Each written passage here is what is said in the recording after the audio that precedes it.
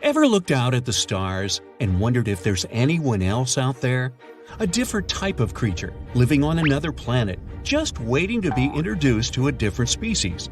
How come we've never stumbled upon other life than we are in our galaxy?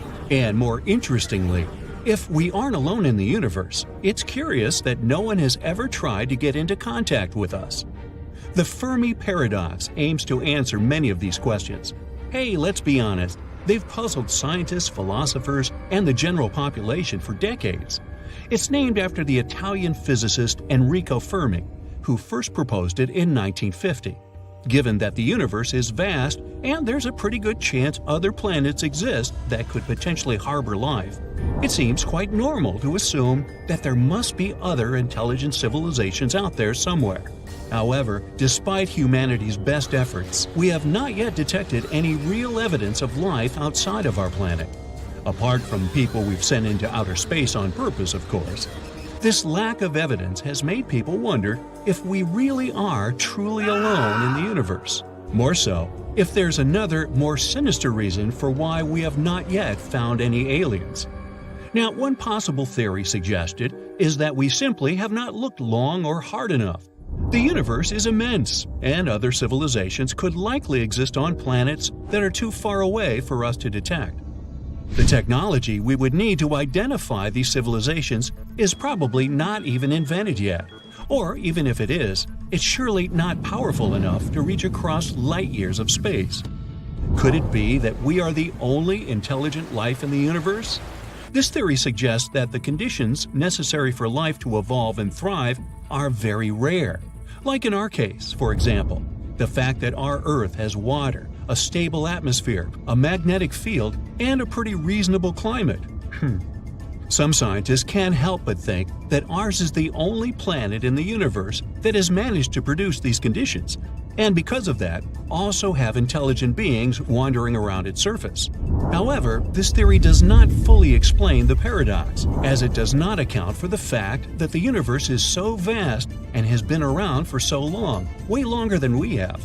The age of the universe is estimated to be around 13.8 billion years old, while our planet is only about 4.5 billion years old, give or take a few million.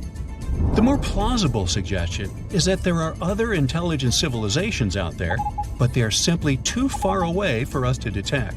This theory suggests that these civilizations may be located on planets that are much farther away from us than we can currently detect, or that they may be located in different galaxies entirely.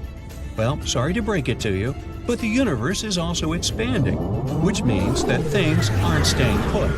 Even if we had the technical capabilities to start traveling between planets and galaxies, they might simply be moving away from us at a speed we'd never manage to catch up to. Just like all the previous ones, this theory has some flaws. That's because it does not fully explain why we have not yet detected any evidence of these civilizations. If they're far away, we're surely not able to detect them. But why aren't they trying to get in touch with us?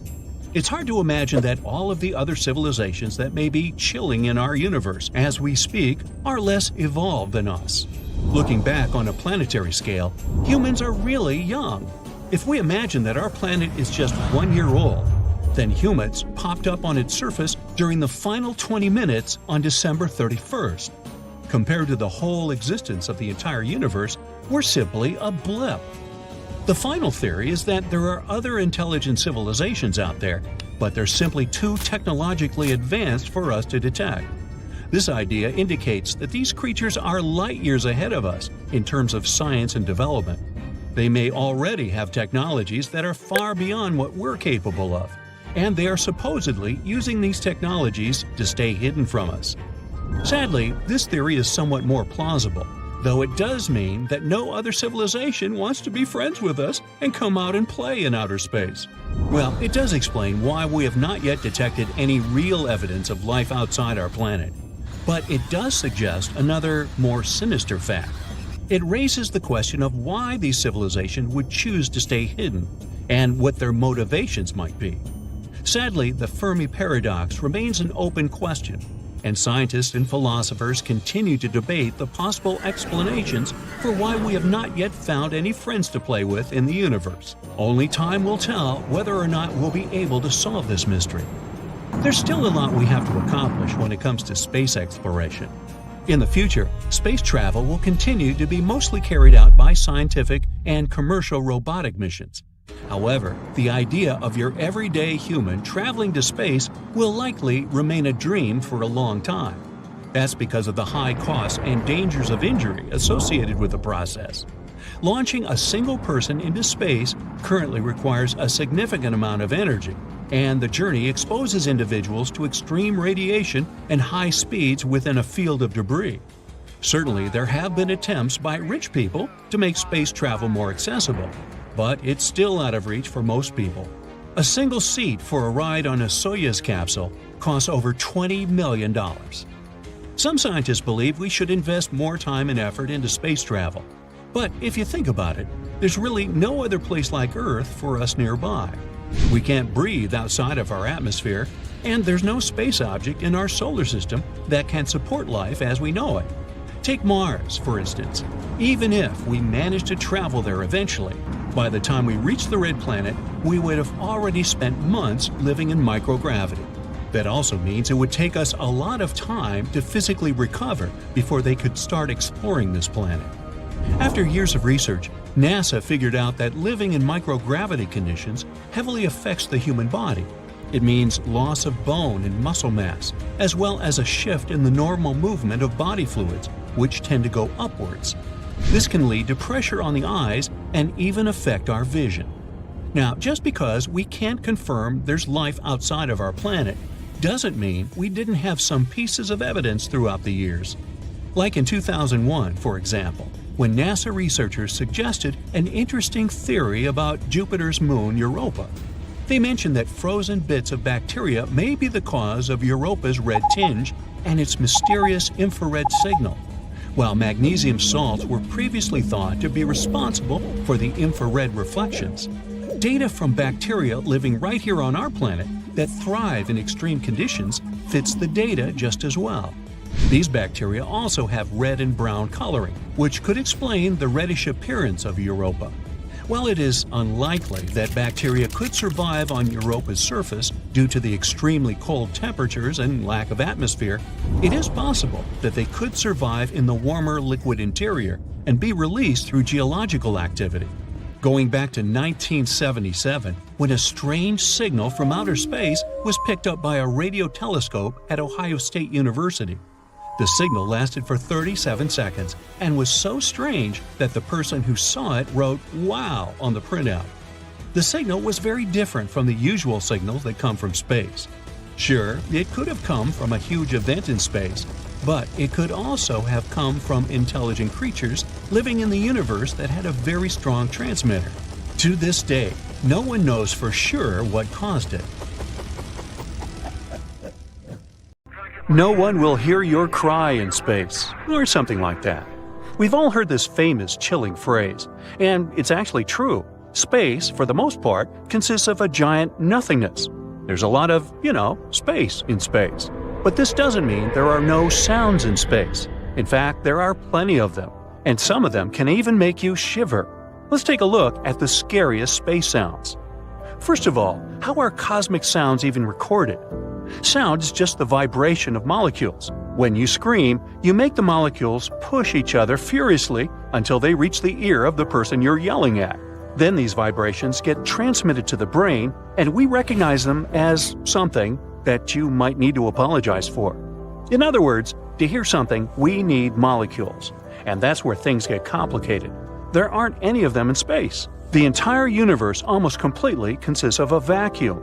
No, not a Hoover. Absolute nothingness. However, the wizards from NASA still record space sound somehow. So how do they do it? The thing is, there are some types of waves that don't care about molecules. We regular folk can't perceive them without some special devices. These waves include, for example, radio waves. We'll need a radio or something like that to recognize them. And that's exactly what NASA's satellites do. They catch random radio waves. Thanks to their heroism, we can find out how different cosmic bodies sound. These satellites record a variety of waves, fluctuations of plasmas, magnetic fields, and other, stuff. And then scientists from NASA transform all this into normal soundtracks. And some of them sound quite frightening, to put it mildly. Let's take our magnetic field, for example. It surrounds our planet like an invisible shield, protecting us from all sorts of nasties, like radiation and solar winds. At the same time, we can neither see it, feel it, nor hear. Oops. Well, the last one is outdated. Scientists from the Technical University of Denmark took magnetic waves recorded by the ESA swarm satellite. They converted them into an audio track and got a pretty creepy result. Now, to be honest, it sounds more like an eerie entity stalking you in the middle of the night. And if you remember the maps of Earth's magnetic field, it starts to feel like a spider crawling nearby. Ew. And this isn't the first strange sound that we caught on Earth. Recently, we caught another weird radio emission from space. Scientists found out that the repeating signal came from somewhere very far away, like billions of light years away from us. Such fast radio bursts usually lasted no longer than a few milliseconds, but this one was unique. It lasted about 3 seconds, basically thousands of times longer than usual. And at the same time, the signal was very precise, so much so that scientists even compared it to a heartbeat. Scientists believe that this signal is caused by pulsars, or neutron stars. One time, Nikola Tesla caught something similar, but unfortunately, at that time, we didn't know about such things as pulsars, so Tesla was sure that he had caught a message from some extraterrestrial life. It's a pity that the truth turned out to be much more boring. But let's move on from the Earth to the Moon. In 1969, the astronauts of the Apollo 10 mission, the spacecraft that made the final test flight to the Moon, flew past its surface. And then they caught some strange signals coming from the dark side of the Moon, the side that we never see because the Moon is tidally locked to us. The sound was so weird that the astronauts weren't even sure whether to report it to NASA. They were afraid they wouldn't be taken seriously, and maybe even not allowed to participate in the next space missions. Here's what it sounded like. But according to NASA, it's not some creepy extraterrestrial music at all.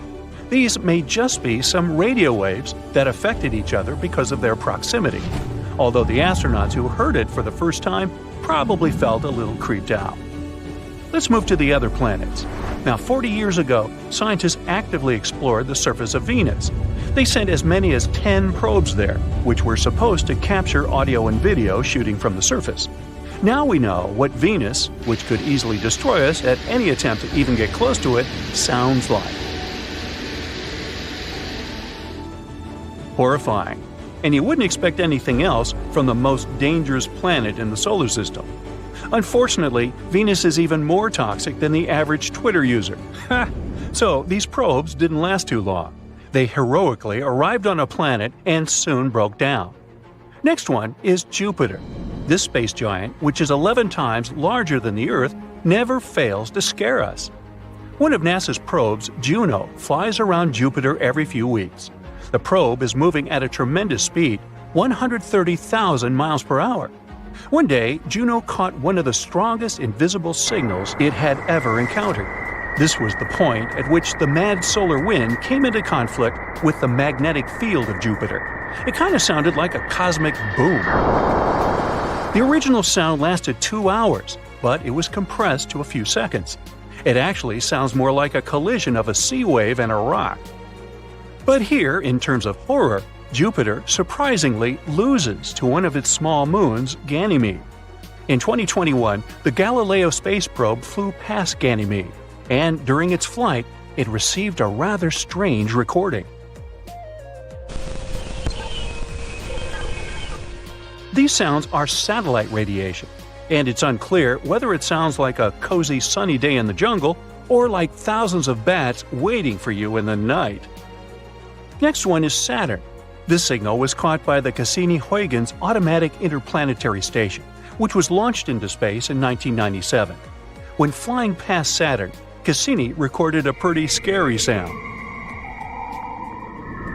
This terrifying cry of thousands of souls is actually just some radio waves. They aren't too different from what the auroras emit on Earth. A little later, Cassini received another recording, the sounds made by lightning and thunderstorms on Saturn. They sound pretty interesting too. More like popping corn or a Geiger counter, right? But that's just because these lightning strikes have a crazy frequency. Moving on from the solar system to outer space. The famous Voyager 1 was launched back in 1977 and continues to send us data even 40 years after its launch. In 2012, it left the solar system and entered interstellar space. And then, while abandoning its home, Voyager 1 detected the sound of plasma waves. The original recording lasted 7 months, but fortunately, scientists felt sorry for us and reduced it to 12 seconds. It isn't really eerie, but is still kind of unsettling. And although it feels like nothing can beat Saturn's horrors, let's end this tournament with one of the scariest objects in the universe, a black hole. This sound was recorded by the Chandra Space Telescope. While studying a cluster of galaxies in the constellation Perseus, they discovered something strange. Some undulating movements appear from the center of the cluster. They spread out in all directions, like circles on the water. Scientists have suggested that this was caused by a supermassive black hole. The thing is, black holes don't always devour space objects entirely. Sometimes they kind of spit them out. This causes vibrations of gases, which we can convert into soundtracks. What's interesting is that the oscillation of each such wave actually lasts about 10 million years. You're just listening to a very accelerated recording. Scientists have reduced the delay between oscillations by about 144 quadrillion times. So let's check it out. This is probably the eeriest sound from the whole list. Nothing too loud or wild, but there's something dark and disturbing about it. Now, those were the scariest space sounds captured by NASA. To be fair, most of them sounded creepy simply because they're radio waves, but it's still fun to get spooked sometimes. If you were floating in space, no one would be able to hear you whisper, talk, or even scream in horror at seeing a giant asteroid coming towards you.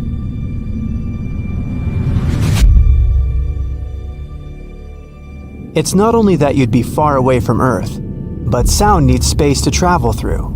Sounds are just vibrations of molecules and atoms in some medium, like water or air. Your body will pick up sound waves through the ear canal and to the eardrum. Vibrations we receive then transform into electrical signals so our brain can understand and recognize them. Frequencies of sounds humans can hear are between 20 to 20,000 hertz. Sound travels 4 times faster in water because molecules are closer together than in air. Naturally, it travels faster through steel than both water and air. The loudest natural sound on our planet is one made by an erupting volcano. Not 100% certain, but scientists believe the eruption of Krakatoa in 1983 was probably the loudest sound humankind ever had the chance to hear.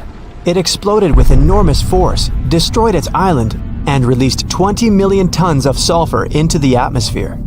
People even heard it 3,000 miles away. It would be like someone producing a sound in New York and people hearing it all the way in Ireland. Sound can take many forms, but humans are most familiar with it in the form of pressure waves that move through the air. Sound goes more slowly through heavy gases and colder air. It travels faster through lighter gases, for example, helium. There's no water or air in space, so the sound doesn't have anything to travel through. Our atmosphere consists of 10 trillion atoms, which is like dense soup creating a way for sound to travel. And there are only 10 atoms per cubic meter up in space. That means space is empty and silent. But it wasn't always like that. The universe is 10 to 20 billion years old. It appeared as a result of the Big Bang. It wasn't an explosion that started from just one single point, but rather space appearing everywhere in the universe at the same time. Back then, the whole universe was like a hot ball of plasma. It was much thicker than today, so the sound could pass through it. As the universe was forming, it produced shock waves, and they, in return, produced a cosmic rumble, way deeper than things our ears can normally detect.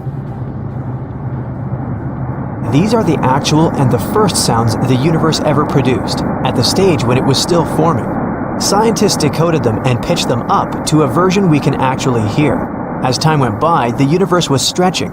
Today, it's a lot wider, emptier, and quieter.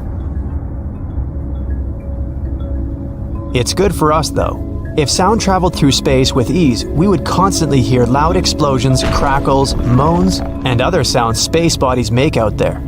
The sun isn't silent either. Here's the sound of its vibrations created by its loops, waves, eruptions, and other activity. The sun creates trillions and trillions of watts of sound energy, something like pulsation, low heartbeat.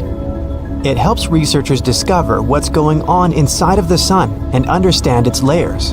If it wasn't muted for us on Earth by a lack of air in space, it would be like hearing a jackhammer all the time. If you and your friend were taking a walk on the surface of the moon, you wouldn't be able to hear each other talk. No air, no sound. But that doesn't mean the moon itself doesn't produce any sound.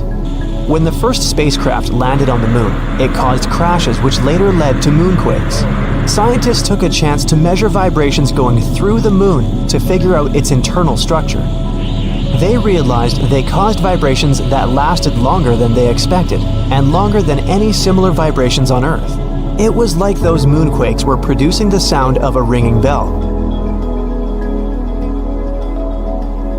When we have earthquakes, moisture in the ground acts like a sponge. It absorbs the energy of the waves spreading around until it ends their effects, which is why water eventually stops the earthquake. The moon is dry, more like a solid rock. Moonquakes are less intense, but there's no water to stop them, so vibrations just go back and forth through the moon. The solid rock stops them at some point, which is when the ringing stops too.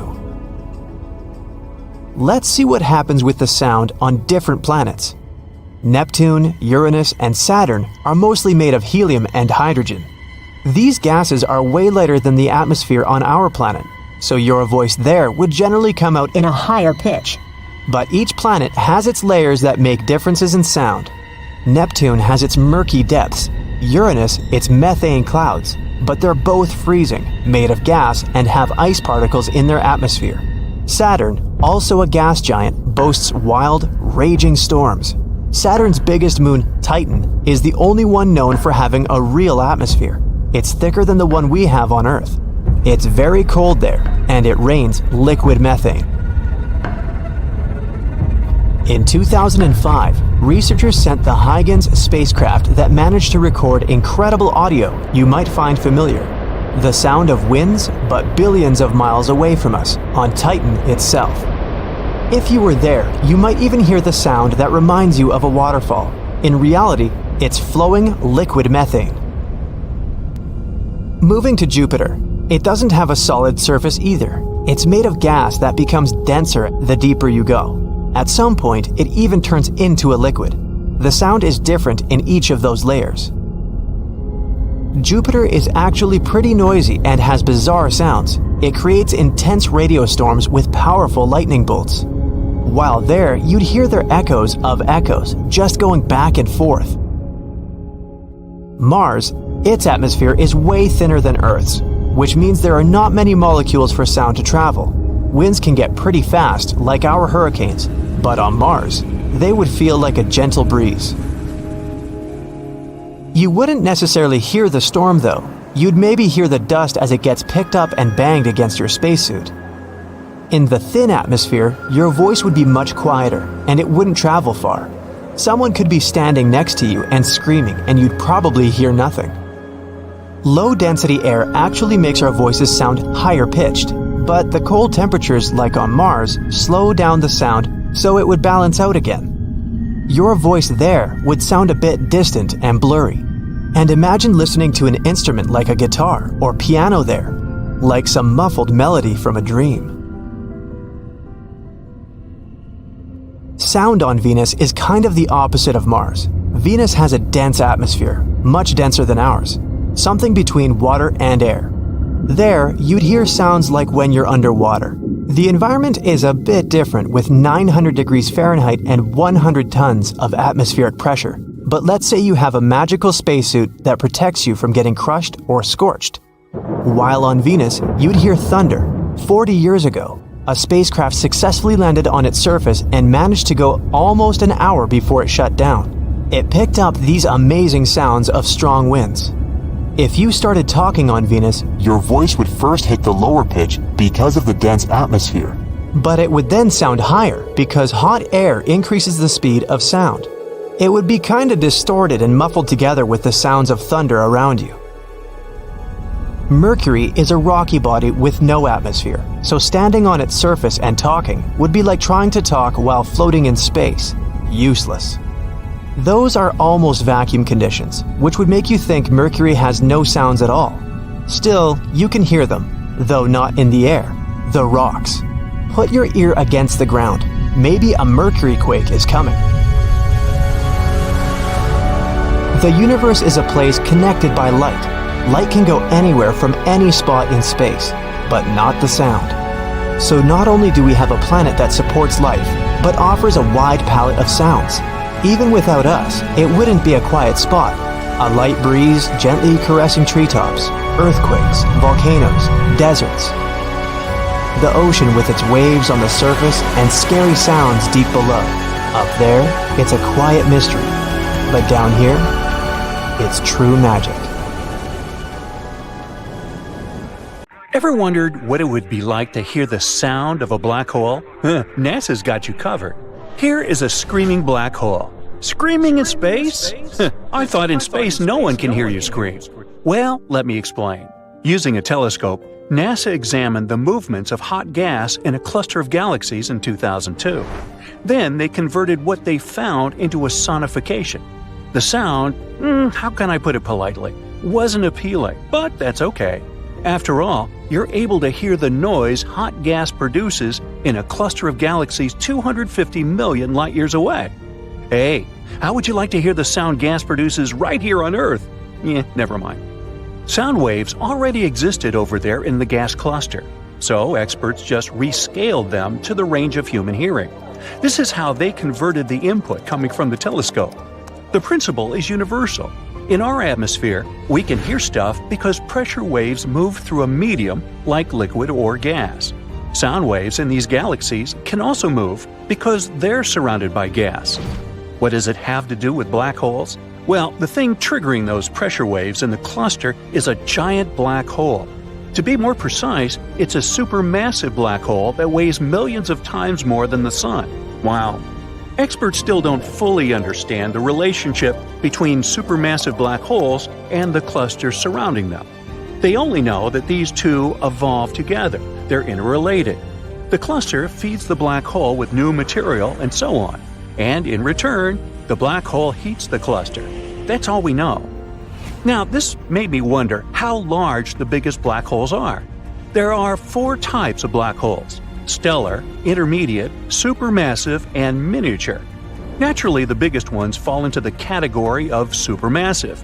The largest black hole in the universe we've discovered so far is about 66 billion times larger than the Sun. It's one of the brightest objects in the universe. Astronomers keep scanning space and finding new black holes. But have you wondered when the first black hole was spotted? It was discovered by different researchers independently in 1971. Scientists first confirmed that these objects were formed from the remnants of massive stars. After a black hole appeared, it then consumed all the nearby objects. Here is a quick recap of how these space objects work. Their gravitational force is super strong. Nothing can escape a black hole after crossing the event horizon.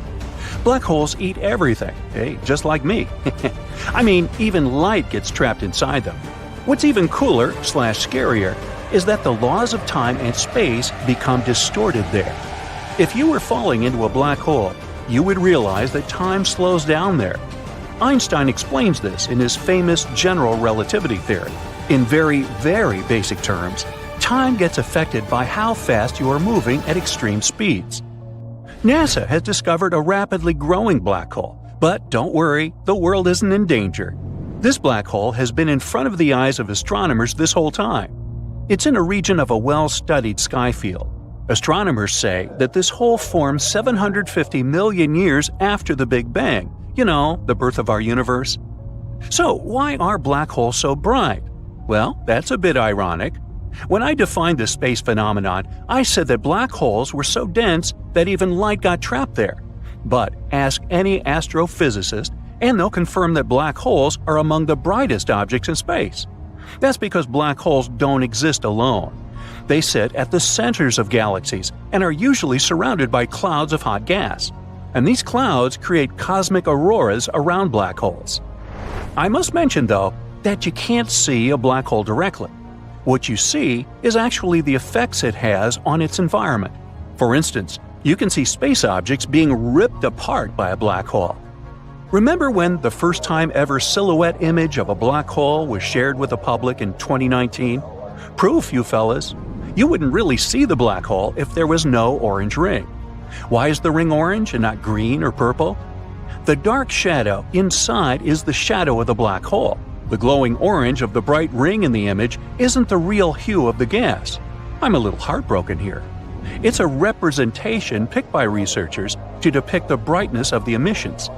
A scientist explained that yellow is the most intense emission, red is less intense, and black has little or no emission at all. In the optical range, this ring would likely seem white, perhaps tinged with blue or red. Now, spaghettification is a real word. That's an astonishing ability black holes have. If a giraffe fell into a black hole, it would stretch into a long spaghetti-like strand. On Earth, the giraffe's legs are closer to the center of Earth, so they're more powerfully attracted to the surface than the animal's head. This rule works in the animal's favor on Earth, but would work against it inside a black hole. In a black hole, there's extreme gravity. The closer the giraffe's legs got to the center of the black hole, the more the pull of gravity would stretch them. And the closer to the center the giraffe got, the faster its legs would move. But the top half of the giraffe's body would be farther away, so it wouldn't move toward the center as fast as the legs. Here comes the spaghettification. Can we have meatballs with that? No? Okay. The only difference between a black hole and our sun is that the center of the hole is made of super dense material. It provides the black hole with a strong gravitational field that can trap everything, including light. This is why we can't see black holes. Did you know that, theoretically, you could turn anything into a black hole?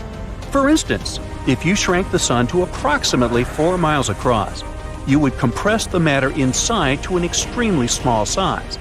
This would make it so dense that our star would turn into a black hole.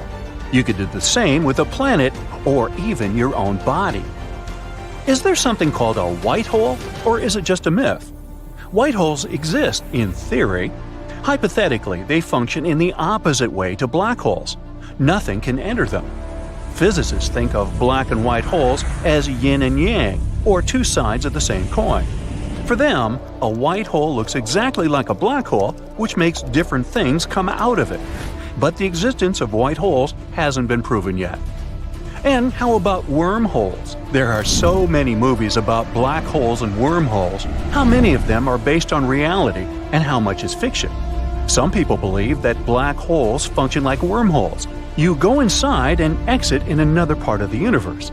Since we still have a lot to learn and discover about physics, no one can prove this theory is wrong or right. Astrophysics says we need to have a solid theory that unifies general relativity with quantum mechanics.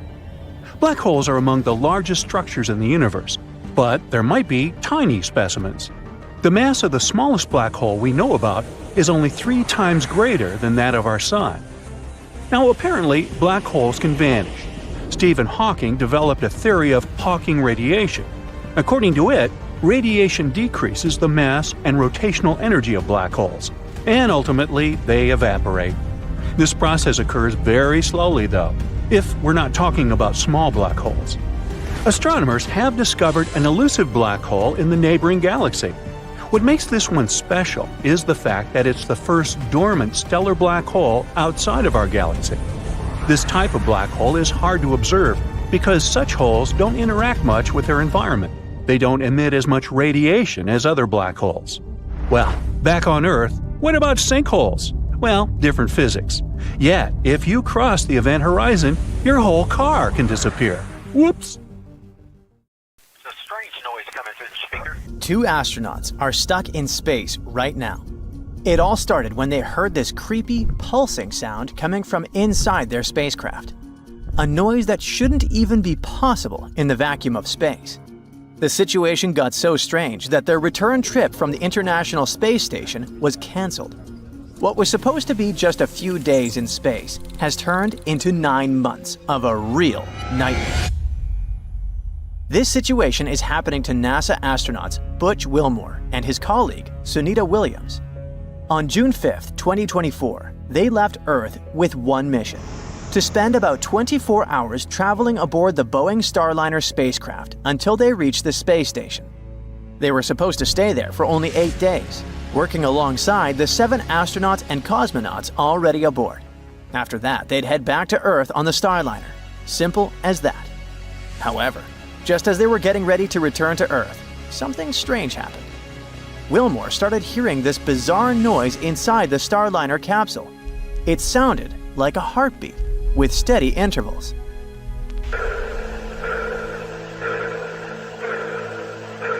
The creepiest part is that space is supposed to be totally silent, since there's no medium for sound to travel through. There are no atoms or molecules to carry a sound wave, so there's no sound or echo. And no one can hear you scream. It is just total silence. So there's no way those weird sounds could be coming from outside the spaceship. The situation got pretty concerning, as the noise just wouldn't stop. On top of that, the astronauts couldn't figure out where it was coming from. I mean, they knew it was coming from a speaker inside the capsule, but they had no clue what was causing it. So, they decided to ask the experts at the Johnson Space Center in Houston for help. Before we continue, it's important to know that odd sounds in spaceships aren't uncommon.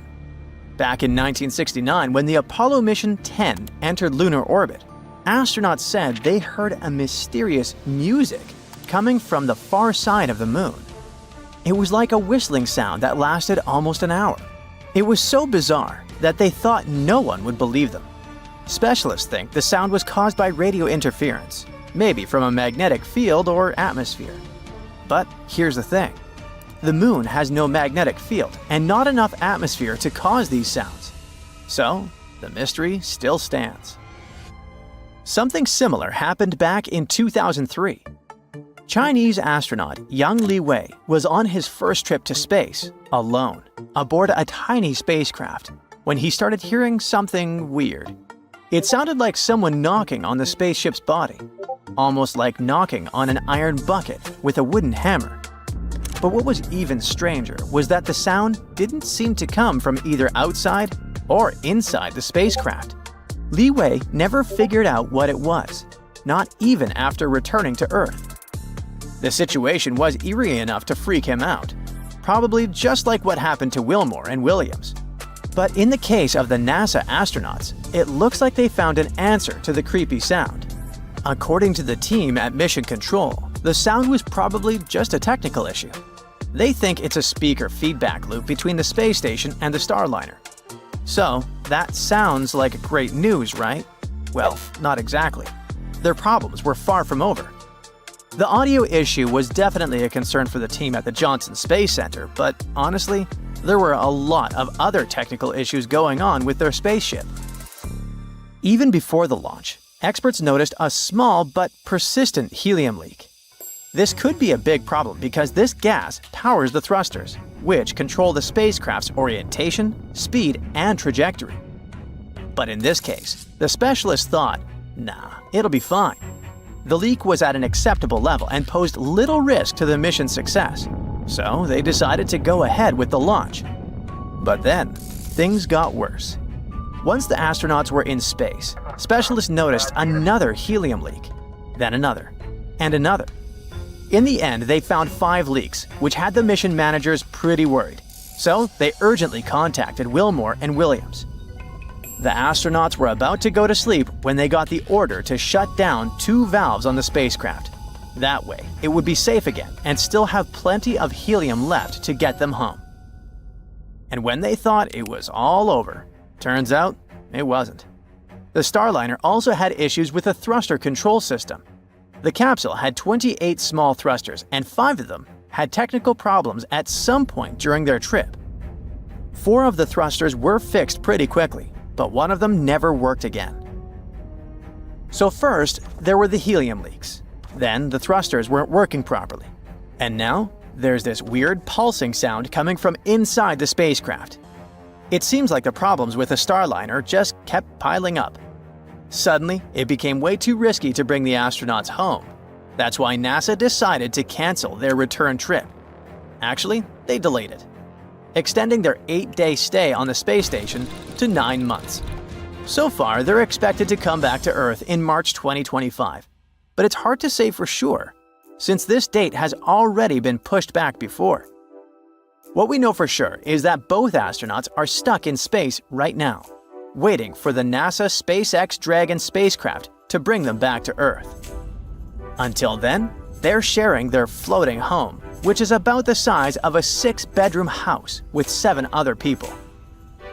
Being stuck in an orbiting laboratory and unable to get home is definitely a desperate and suffocating situation for most of us. But it looks like they're handling it pretty well. Both of them had already done 2 long-duration stays in orbit before, so despite their families, both astronauts are used to it. And they said they're grateful for the extra time in space. Before the mission began, NASA also made sure they understood all the risks of the flight, including the chance they might have to stay at the station longer than planned. That's why both Wilmore and Williams fully supported the new date for their return to Earth. And they've been keeping their minds pretty busy up there, doing a lot of scientific work. One thing they're really focused on is looking after the plant facility at the space station. Their team is testing different techniques to see how they could help crops grow outside Earth. Figuring out how plants grow in space and making sure they get the right amount of water and nutrients is really important, especially as space travels keep going farther and farther beyond the moon. A lot of people are concerned about their safety and health, but there's no need to worry. They're completely fine. Stays on the space station usually last about 6 months or more. Also, the place is well stocked with everything the crew needs, including food, water, clothes, and oxygen. NASA and its partners often send missions with extra supplies to make sure everyone feels safe and taken care of. If Wilmore and Williams feel homesick and have some free time, they can always email, call, or video chat with their family and friends. The Boeing Starliner spacecraft returned to Earth on September 2024, but it came back empty, without Wilmore and Williams on board. It traveled in autonomous mode after undocking from the space station. The Starliner re-entered Earth's atmosphere after 6 hours of travel, using parachutes to slow its descent before landing at the White Sands Space Harbor in New Mexico. The landing was a success, but NASA specialists wish it could have gone as originally planned. I mean, with Williams and Wilmore on board. Now, all we can do is hope they have a safe trip home. You're a seismologist working at a geological observatory. In the morning, you check the equipment that monitors seismic activity and adjust the instruments. Then you inspect the movements of tectonic plates. Suddenly, one of the devices shows a strange signal. It's like a small earthquake. You make a record of this push and continue working, but the signal repeats again. A little time passes and the devices fix it for the 3rd time. You understand that this is not an earthquake because the signal is too weak for this. It repeats every 26 seconds and resembles a pulse. The human heart pulses close to the center of the chest. The pulse of the planet also comes from its center, the equator. You call other specialists and tell them about the unusual phenomenon, but no one knows what it is. Also, you can't determine the source of the pulse. You arrive at the place where the vibration comes from and find nothing. The ground still pulses under your feet, but it's impossible to figure out the reason. In the 1960s, the pulse called microseism was discovered by seismologists in the US. More than 50 years have passed, but scientists around the world still don't know the nature of this phenomenon. It looks as if our planet has a heart hidden inside its crust, beating every 26 seconds. According to researchers, this heart may be located in the southern or equatorial part of the Atlantic Ocean in the Gulf of Guinea. This area is called the Bight of Bonny. Every winter, the pulse becomes stronger. Then it weakens again by the summer. When scientists began exploring this place, they put forward a theory that the ocean could create the pulse. Waves hit the continental shelf of the planet. That impact deforms the ocean floor. A human hand hitting a table works on the same principle. Sit on one side of the table and put your hands on it. Let someone else hit the table from the opposite side. You will feel a vibration. Ocean waves hitting the coastline create a similar effect. Someone may object that there are waves all over the world, not only at the equator. Yes, but that's where the sun heats our planet the most. Solar energy causes powerful storms and winds and accelerates ocean currents and waves. Also, in 1980, geologists found out that Earth's tremors became stronger during storms. In other words, when waves hit the shore with more power. Not all scientists agreed with this theory. Some researchers believed the planet was pulsating because of the seismic activity. It was coming from a volcano located on one of the islands in the Bight of Bonny. The place where the pulse was the strongest is close to the volcano. But further observations showed that the Earth's tremors happened in all parts of the Gulf of Guinea. That's why scientists can't prove any of these theories. Our planet pulsates not only from within. Earth is surrounded by a thin luminous halo. It's constantly changing its shape and shimmering with different colors. If you look at our planet using special equipment, you'll see that Earth is inside an uneven pulsating bubble. It's located at an altitude of 50 to 400 miles above Earth's surface. This bubble is called the ionosphere. That's a layer of charged particles that separates the upper atmosphere from space. In other words, this is the boundary that sets apart the region where you can still breathe and a complete vacuum of space. The International Space Station travels inside the ionosphere. Most of our satellites also move within the borders of the pulsating bubble. This natural phenomenon can both help and disrupt the operations of communication and navigation systems. It helps radio and GPS signals to get to our mobile phones, but it can also interrupt the stable connection. It all depends on the number and density of charged particles. Sunlight takes away 1 or 2 electrons from the gases surrounding our planet, and they become charged particles. These particles make up the ionosphere. It's constantly changing its shape and size. It happens because the planet rotates around its axis, and the sunlight falls on it unevenly. During the day, the ionosphere is always larger than at night. Because of this pattern, it's pulsating and constantly moving. This instability shortens the life of orbiting satellites and often puts them out of work. Radio and GPS signals pass through the ionosphere and get reflected from charged particles. Then, they fly further to their destination, to phones, navigators, and other devices with GPS and radio receivers. Our planet is not only pulsating, but also buzzing. The noise that Earth produces is called the hum. It's impossible to record this sound, but even so, 2 to 4% of people on the planet hear it. All over the world, people who aren't connected in any way speak about a weird buzzing sound. It interrupts their sleep and doesn't let them concentrate. This noise follows them everywhere. Perhaps you also hear it but don't pay attention. But once you notice the hum, you won't be able to unhear it. Some residents of a small village in Scotland describe this humming as a thick, low-frequency sound. There's a website on the internet with a map where people all over the world register and describe this mysterious noise. Almost everywhere, it's a low-frequency vibration, barely perceptible to the human ear. Sometimes, people say it resembles the noise of an airplane flying overhead, but quieter. Some people describe it as the sound of a running truck engine placed in the backyard. It's humming in the street when they come home. And it gets louder when they are lying in bed. If you hear it too, you can mark it on the map. NASA has recently revealed some eerie cosmic sounds that go against the popular misconception about the muteness of space. This discovery proves once again that the universe is far from silent. The revelation came from the Perseus galaxy cluster, located 250 million light-years away from Earth. There, NASA uncovered an unworldly howling coming from the supermassive black hole at its center. This discovery isn't super fresh. It was made in 2003. It marked the first time scientists detected an acoustic phenomenon from such a distant source. Sadly, the sound was not something you would be able to hear. Its frequency was just too low for the human ear to register. The lowest pitch the human ear can perceive is 20 Hz, 20 cycles per second. But the sound emitted by the black hole is a B-flat, 57 octaves below middle C, with a frequency of 10 million years. But NASA brought it to the realm of human hearing in 2022, turning that invisible sound into something you could actually experience.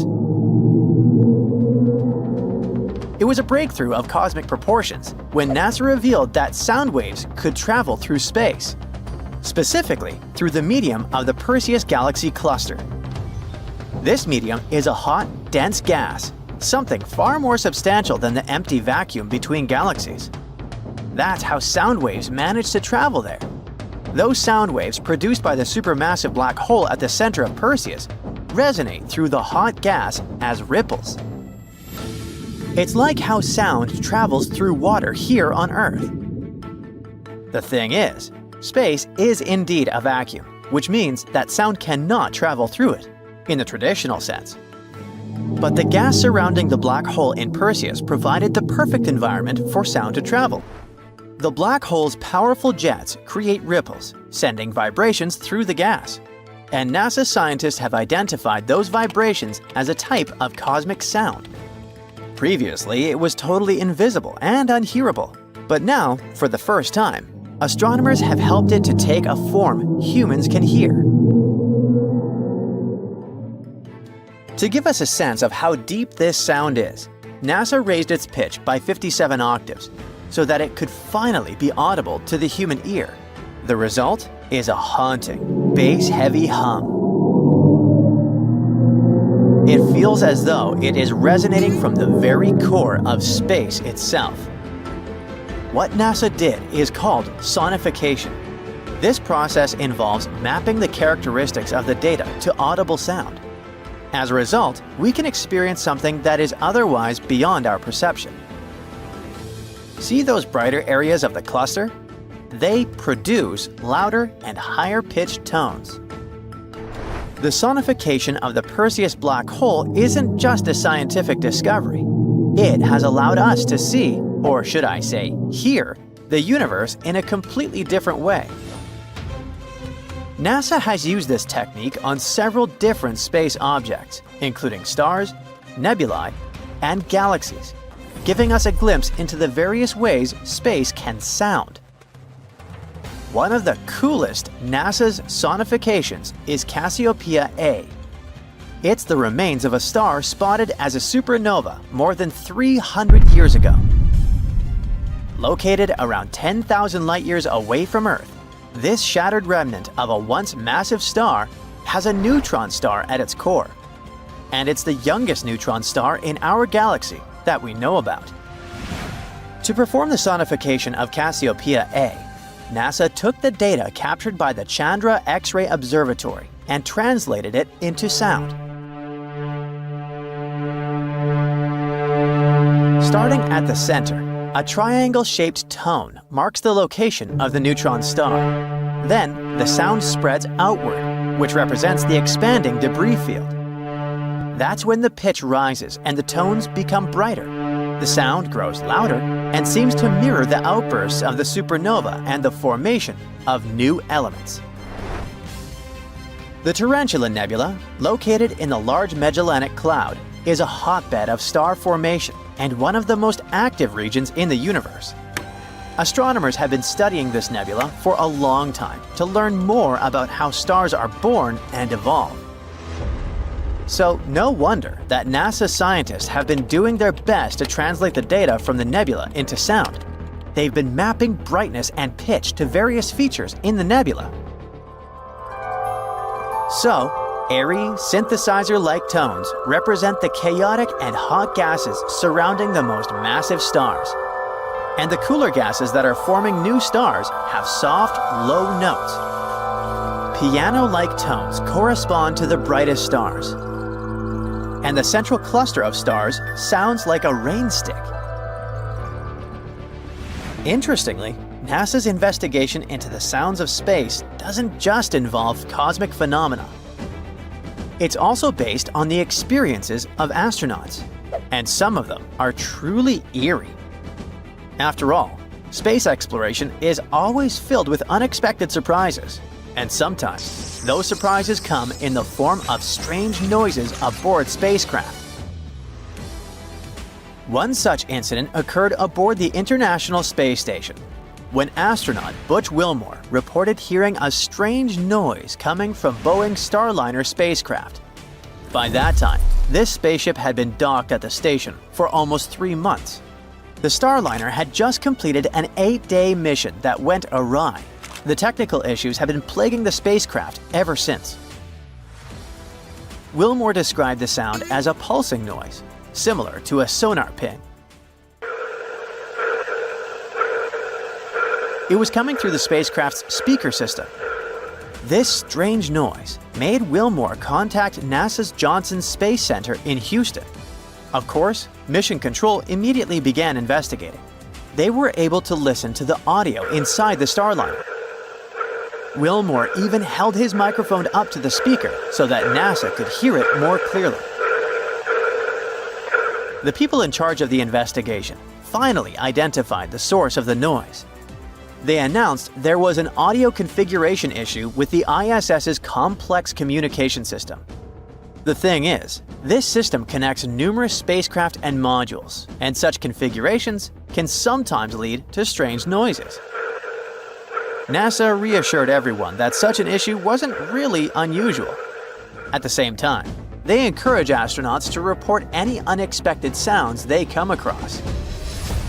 At the same time, this incident was just another proof of how tricky it is to maintain advanced spacecraft systems in orbit. The Starliner had already faced serious delays and setbacks, and every new issue added extra pressure. Everyone was worried about the spacecraft's safe return to Earth. In any case, it's not the only incident involving eerie space sounds. In 1969, during the Apollo 10 mission, astronauts heard something truly bizarre while orbiting the Moon. Now, Apollo 10 was a dry run for the historic Apollo 11 moon landing. This mission involved astronauts Thomas Stafford, John Young, and Eugene Cernan. They were testing the systems of the lunar module. Everything was going smoothly, and then they started passing behind the Moon. In that region, radio signals from Earth couldn't reach them. At that point, they all started hearing a strange, high-pitched whistling sound.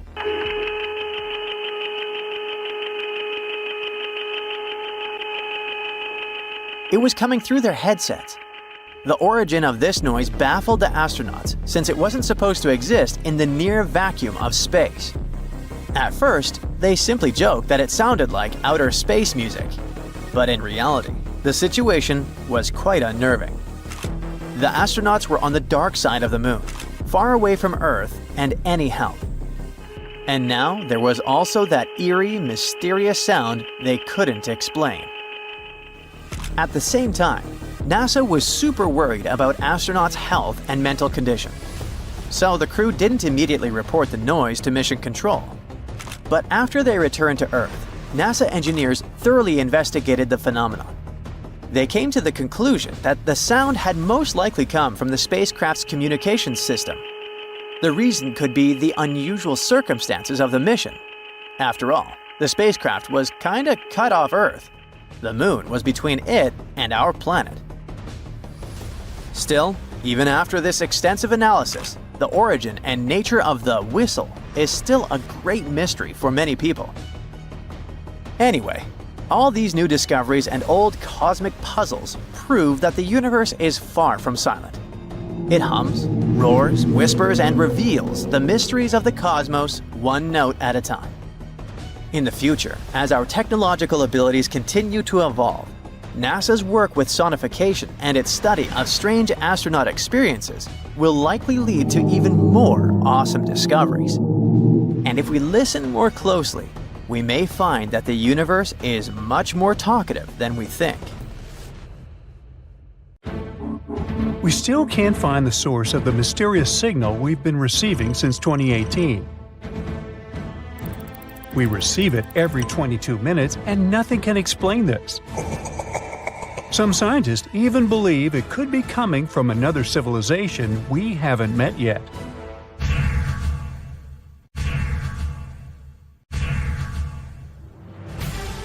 This strange radio signal wasn't found by a scientist on a serious mission. It was actually discovered by a college student just doing a regular project for school. Tyrone O'Doherty, an undergrad student at Curtin University in Australia, was sifting through old data of the southern sky. He was looking for any weird blinking radio signals. He finally stumbled upon one from 2018 that seemed to shoot radio waves towards Earth like a lighthouse beam. Excited about his find, Tyrone shared it with his mentor, radio astronomer Natasha Hurley-Walker. She dove into researching this signal, hoping for a breakthrough. But despite checking different frequency data, they hit a dead end. But then, Natasha spotted a pattern. The signal repeated every 18 minutes. This was huge. But just as they were gearing up to study it further, poof! The signal vanished after only 3 months, leaving them with nothing. Not giving up, Natasha and her team scanned the skies again, desperate for a clue. Months passed, but nothing turned up. They were ready to give up, and then suddenly, a new signal popped up. This one kept blinking for 5 minutes, then it disappeared. And then it came back exactly 22 minutes later. The main question was if that signal was related to an 18-minute one. To figure it out, Natasha went back to the old radio data from that area. As they dug deeper, they realized that yes, and these signals aren't anything new. They've been beaming towards Earth for 35 years. Back in 1988, Indian and American telescopes had caught them, but they got buried under tons of other data. This was great news for space explorers because it meant they could now calculate how far away this mysterious object was. After doing the math, they figured out it was incredibly far, even on a space scale, 15,000 light-years from Earth. Now, the only thing left to uncover was what exactly this object was. Walker and his team started comparing it to all the known radio-emitting objects out there, yet its source remains a mystery. The signals still pop up every 22 minutes on NASA screens, always ending with a frustrating match not found message. The scientists called it J183910. Some think that the signal might come from some extraterrestrial beings. Maybe it's the signal that SETI, the search for extraterrestrial intelligence, has been waiting for. This project has been working for over 50 years, trying to find any evidence of life beyond Earth. They also scan the skies for radio waves, laser pulses, and other mysterious signals. So maybe it's a way for extraterrestrial folk to communicate their location. While that idea may sound exciting, we need to be careful about jumping to conclusions. First, we don't have solid proof for that. Before any concrete evidence, it's just speculation. And also, there are other more plausible explanations. Most likely it comes from a natural phenomenon, and there are a couple of theories for that. The first one is the pulsar theory. Imagine a huge star in space much bigger than our Sun. Sometimes these big stars finish their life journeys in a spectacular event called a supernova. When this happens, the star's core collapses, becoming super compact, as if you're squeezing all the stuff from that star into a tiny space. That tiny, super-dense core is called a neutron star. Some of these neutron stars are extra special. We call them pulsars. They get their name because they seem to pulse with energy, like a space lighthouse. These pulsars have incredibly strong magnetic fields, much stronger than what you'd find on Earth. They're like enormous magnets in space. Because of this, they shoot out beams of energy. They're also spinning super fast, so these beams of energy seem to pulse on and off as they spin around. Now, the strange signal we detected seems to have similarities with pulsars, but not quite. Pulsars usually have a predictable lifespan and slow down over time, eventually stopping their radio signals. In contrast, our mysterious signal is quite persistent and is blinking beyond what's expected for pulsars. So, maybe it's not a typical pulsar, or not a pulsar at all. There's also a magnetar theory. Now, a magnetar is another type of neutron star. They're like supercharged versions of pulsars, with even stronger magnetic fields and slightly longer pulsating periods. Maybe this is what causes our signal's intense persistence. However, when we plotted the data, we also realized the signal didn't match the magnetar's vibes either. Magnetars not only send out radio waves, but also powerful X-rays because they're so energetic. But the signal we received was only sending out radio waves. So we figured it's not a pulsar and not a magnetar. The signal's behavior is very strange and suggests an unnatural source. This means there might be something in the universe that scientists haven't fully explored yet. And there is a space object that we don't know much about. The final theory is the so-called dwarf pulsar. Sounds a little dopey to me. Couldn't help myself. Now, a dwarf pulsar is like a star that blinks with light flashes, similar to pulsars, but it takes longer for each blink. Usually, white dwarfs are the leftovers from smaller stars. They don't blink because their magnetic field isn't as strong as pulsars. But when a white dwarf becomes pretty hefty, almost the mass of our Sun, it gets super dense and starts pulsating with a strong magnetic field, just like pulsars. They have a cool quirk. White dwarfs are made of electrons, not neutrons like pulsars. When these charged electrons start dancing with a magnetic field, they shoot out periodic light flashes, which happen every 100 to 1,000 seconds.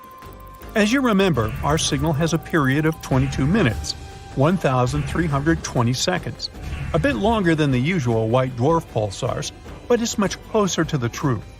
So far, this sounds like the most plausible explanation. But even this theory isn't fully confirmed yet. This just shows how much there is in the universe that we're still figuring out. For example, fast radio bursts, another mysterious type of signal we've been detecting. They're like quick, intense bursts of energy in the form of radio waves. They have a ton of energy. FRBs are so powerful that sometimes they can be brighter than entire galaxies. Now, imagine this. They release as much energy in a few milliseconds as our Sun does in 3 whole days. Wow! These bursts happen all over the sky with huge frequencies, although some have been detected with lower frequencies. Every day, we catch around 10,000 random FRBs in the sky. Some of them repeat, but most happen once and disappear forever. Unfortunately, most of them only last for a fraction of a second, and by the time their energy reaches us, it's 1,000 times weaker than a mobile phone signal from the moon. This is why, despite their brightness, there's still a lot we don't understand about them. We're still trying to figure out what causes these FRBs. They could be coming from different sources, like already mentioned magnetars, colliding stars, or even merging galaxies or white dwarfs. As these bursts travel through space, they pick up information about the cosmic environments they pass through, like interstellar gas clouds. It's very unlikely that FRBs are some messages from extraterrestrial beings, though. Not only because there are thousands of them every day all across the sky, but also because we know that the sources of these bursts must be incredibly energetic themselves. Our neighbors would have to have equipment stronger than entire galaxies for that. But the bottom line is, while all these signals are fascinating, there's still a ton to learn about them. In space, no one can hear you scream. Or is that, in space, no one can hear ice cream? Well, either way, we know that no supernovas, crashing asteroids, and burning planets make a sound in space. Or do they? What if you actually can hear something out there? Well, let's see. Okie dokie, back to middle school. Sound is a mechanical wave originating from vibration. What exactly does that mean? Well, the simplest example is guitar strings. Let's pluck one of them. It starts to vibrate. The atoms inside the metal string begin to push and beat the atoms of the air around them. So now, atoms are constantly pushing each other until they reach our ears. It's like a wave from a pebble thrown into a pond, and it happens very quickly, at a speed of about 761 miles per hour. Then our eardrums begin to vibrate at the same frequency, and the little bones inside our ears transmit this vibration to the brain. The brain then does its magic, recognizes the pattern, and turns it into sounds. Great! Now we know that we need some particles to create sound, and we can find these particles in gases, liquids, and solid substances. And what about space? Nope, it's almost a perfect vacuum. And you've probably already heard that there's no sound in space because it's a vacuum. But what does it actually mean? Well, a vacuum is a perfect void. It's an area completely devoid of matter. It means there's nothing there. Yeah, despite all those celestial bodies in space, there's actually no air in between them. No atoms, no particles, nothing, nada, zippo. Well, almost. To be honest, the perfect vacuum doesn't really exist. We can't get rid of atoms for good. But space is very close to this notion. On average, there are 15 to 80 atoms per 1 cubic inch. This may sound like a big number, but keep in mind that these atoms are tiny, and the void distance between them is huge. For comparison, 1 cubic inch of air contains about 16,000 atoms. So, of course, with such a low density, these atoms can't push each other. Even if the vibration is very strong, like, I don't know, a supernova, they still won't be able to do that. So, movies have been lying to us. All these epic space scenes actually take place in an awkward silence. Who would have guessed? But don't get upset. What if I tell you there are, in fact, some ways to hear sound in space? First of all, there's still sound on other planets. If there's an atmosphere on a space body, or at least something like gas, water, or a solid surface, there will be sound. In our case, the atmosphere becomes completely silent at about 60 miles above the Earth's surface. That's where the sky stops being blue and a black starry veil begins. In any case, we'd have to land on another planet, or at least get close to its atmosphere to hear something. But whatever it is, it would sound very different. Let's take our favorite Venus as an example. The atmosphere there is very dense. Scientists jokingly call it a thick chemical soup. No thanks. So, if you somehow managed to stay alive and speak there, your voice would be very different. It would become much louder, and it would sound deeper. So, if you want a pleasant baritone, you know what to do. I wonder what would happen if Earth had a denser atmosphere. What would we hear then? Well, you can vaguely imagine that if you've ever been in the water. Water is very dense. Sound moves there much faster and better compared to the air, at a speed of almost a mile per second, depending on the water temperature. So if you sit in an empty room with no sound sources, you won't hear much, right? Now, dip your head in the water and check out how the same silence sounds here. It's not quiet at all. Even if you ignore the ever-present sounds of the water itself, you'll immediately notice how well you can hear your own body, how your blood pulsates in the veins, how your heart works, the slightest movement of your fingers. Kinda creepy, isn't it? This gives us an idea of what would happen to us on a planet with a denser atmosphere. And that's just crazy. We would hear everything. From scurrying animals to the movement of tectonic plates. Come on, you'd probably say. It's obvious that there's sound on other planets. But didn't you say we can hear something in open space? Actually, yes. For example, in a cloud of dust. You can find space dust almost everywhere in space. It may be the remains of a star or something else. And in these places, everything is a bit denser than usual. This means there are probably dust clouds where particles are very close to each other, which means they can produce sounds. Of course, those will be very quiet and transmitted over a very short distance. But it's better than nothing, right? Plus, we already have one real space sound recorded. It came from the Perseus galaxy, which is located 250 million light-years away from us. NASA recorded it in 2003. Those of us music geeks will want to know that it's a B flat, 57 octaves below middle C on the piano. You'd have to add another 660 keys to the left on the keyboard. But its frequency is so low that the human ear unfortunately can't hear it.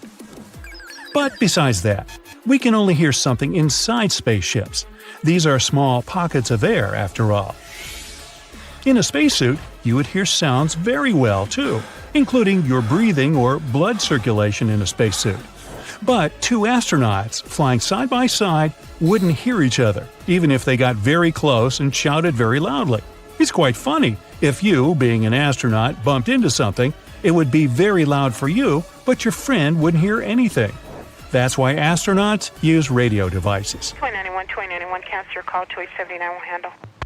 Now, purely theoretically, if you could somehow crawl out of your spacesuit and survive, you'd be able to hear the chatter and noises going on inside the spaceship. But how? So look, we have some air inside the spaceship and it transmits sound. It reaches the metal casing and gets through it.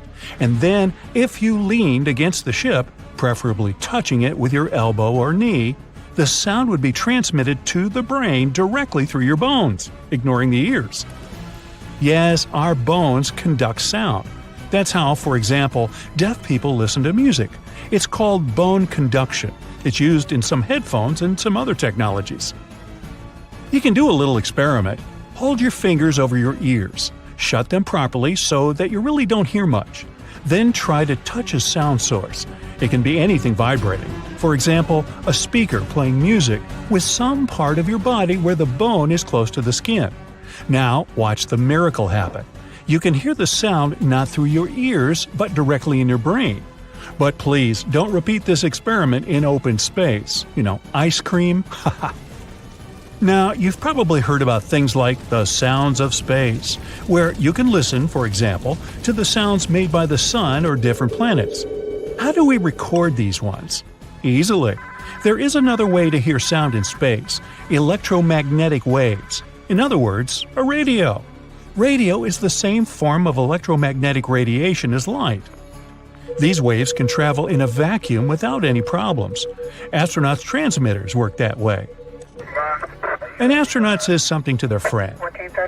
The sound waves turn into radio waves, reach the other person, and are then converted back into sounds. And this is how we get so-called space sounds. Our planet is actually very loud in that regard. We're sending a huge amount of radio waves into the universe, all radio signals we've ever listened to. It's a pity that they travel only 110 light-years away from us. But I think it's good that we don't hear everything that happens in space. Imagine if sound could easily travel through the universe. We would hear everything, from solar flares to nearby supernovas. Horrifying, right? So maybe we're just lucky. Hey, remember, in space, you can hear ice cream. Chocolate! Vanilla!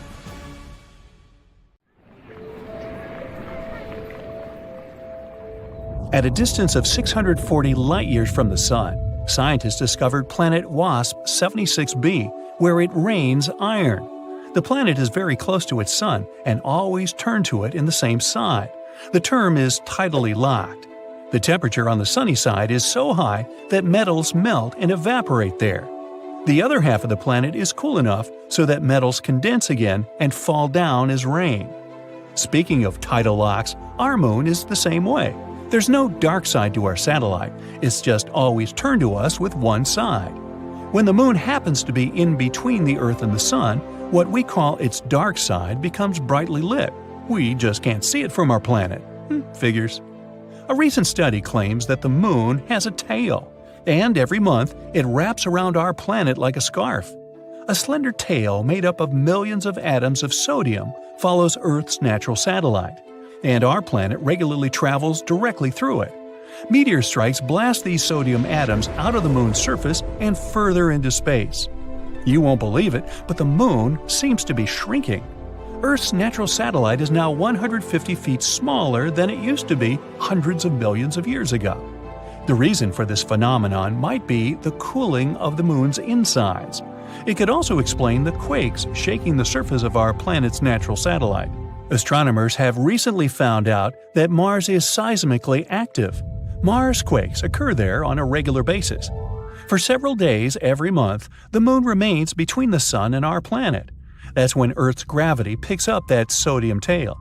Our planet drags it into a long stripe that wraps around its atmosphere. This lunar tail is totally harmless. It's also invisible to the human eye, 50 times dimmer than what you can perceive. But on those rare days, high-powered telescopes can spot its faint yellowish glow in the sky. The tail looks like a gleaming spot that's 5 times the Moon's full diameter. Turns out there are plenty of planets in the universe, and even in the Milky Way galaxy, that have liquid or frozen water on them. The closest one is within our solar system. It's Europa, one of Jupiter's moons. Scientists are almost sure that underneath its frozen surface there's an actual ocean of water. But it's too soon to be hyped about possible life on such planets. Liquid water is only one of many things that have to come together for life to appear on a planet. A star in the galaxy GSN 069 is likely to turn into a planet the size of Jupiter in the next trillion years. It might happen because of the star's regular encounters with a black hole. First, astronomers noticed unusual X-ray bursts that were strangely bright. They went off every 9 hours. After studying this phenomenon for some time, the scientists realized it was a star moving in a unique orbit around a black hole. The dazzling flashes? It was the material getting slurped off the star's surface by the black hole. It turned out that over millions of years, the black hole had already transformed the red giant into a white dwarf, and the process isn't going to stop whatsoever. Astronomers have found some traces of phosphine in the atmosphere of Venus. On our planet, this gas, colorless and flammable, is often found where microbes live. No wonder a new theory suggests that there might be life on Venus. But even if there was some life on the evening star, it could have only appeared in its atmosphere. Probably no living organism would be able to survive the planet's extreme environment. Venus's surface is extremely dry. There's no liquid water on the planet, and the pressure there is 90 times greater than that on Earth's surface. The temperatures often rise higher than 900 degrees. That's hot enough to melt some metals. As for vacations there, I'll pass. In fact, there's a place millions of light years away where there's a whole floating space cloud made entirely of water. There's so much of it that we could fill all our oceans 140 trillion times over, slightly more than what we need. Water on Earth is actually a puzzle shrouded in mystery and covered with riddles. The most popular theory is that it was brought to our planet by icy comets and asteroids that left behind not only mighty craters, but the liquid substance thanks to which we can now thrive. But in space, there's a whole lot of organic matter, and under specific conditions, it could yield so much water it would be enough to fill our oceans thousands of times over. Researchers conducted an experiment in which they heated this organic matter and obtained clear water and oil. If this is confirmed in future studies, it could mean that even oil appeared on Earth not only thanks to fossilized remains of living beings, but came from outer space as well. And yet, there might just be about 6 billion Earth-like planets in the Milky Way galaxy alone. The latest data has shown that every fifth Sun-like star can have at least one planet in its habitable zone. And not just any planet, mind you. It has a rocky core and surface, and it's of comparable size to the Earth. Being inside the habitable zone of its star, such a planet would have high chances of becoming home to living creatures, microbes at least. And if there are billions of these planets in our galaxy, you could safely say that at least one of them is not only habitable, but inhabited already. Our good old solar system is actually a pretty bizarre place, what with all its out-of-this-world phenomena that we humans haven't managed to explain yet. There are rumors that a gigantic undiscovered planet is hiding behind Neptune. Volcanoes on Pluto spew ice, and a colossal canyon on Mars can accommodate the whole U.S. territory and most of Cleveland. Well, let's figure out if it's true by talking about the most mystifying solar system facts. The solar system is 4.6 billion years old. So old it's a senior solar system. Scientists came to this conclusion after they studied the oldest material they managed to get a hold of. And by that, I mean meteorites, of course. You won't be able to wear a hat on Venus, ever, and just try to stand on your feet. The planet is insanely windy. Its upper winds blow 50 times faster than the planet rotates. What's more, these fierce winds never stop and can get even stronger with time. Want to get away? You'll have to travel 11 billion miles away from Earth before ever leaving the solar system. Take your Google Maps with you. You probably heard of methane gas, a byproduct of natural processes such as volcanic activity and cows. Anyway, this gas is not only a part of the Martian atmosphere, but also the thing that confuses astronomers to no end. The thing is that the volume of methane on Mars keeps wavering, and scientists just can't figure out where it might be coming from. Can there be cows on Mars? As you may remember, Pluto used to be a planet but was stripped of this title in 2006. Later, it was reclassified as a dwarf planet. Gee, make up your mind. But the most unexpected fact about this celestial body is that its diameter is smaller than that of the US. See for yourself. The greatest distance across the country, from Maine to Northern California, is about 2,800 miles. As for Pluto, it's only 1,473 miles across. The planet Uranus, or Uranus, you can't win either way, rotates on its side, and astronomers have no idea why the planet has chosen such an unusual position. The culprits could be ancient mega-powerful collisions, but so far it's just a theory. By the way, this is the only planet laying on its side. Our Sun is insanely massive. Want some proof? Well, 99.86% of all the mass in the solar system is in the mass of the Sun.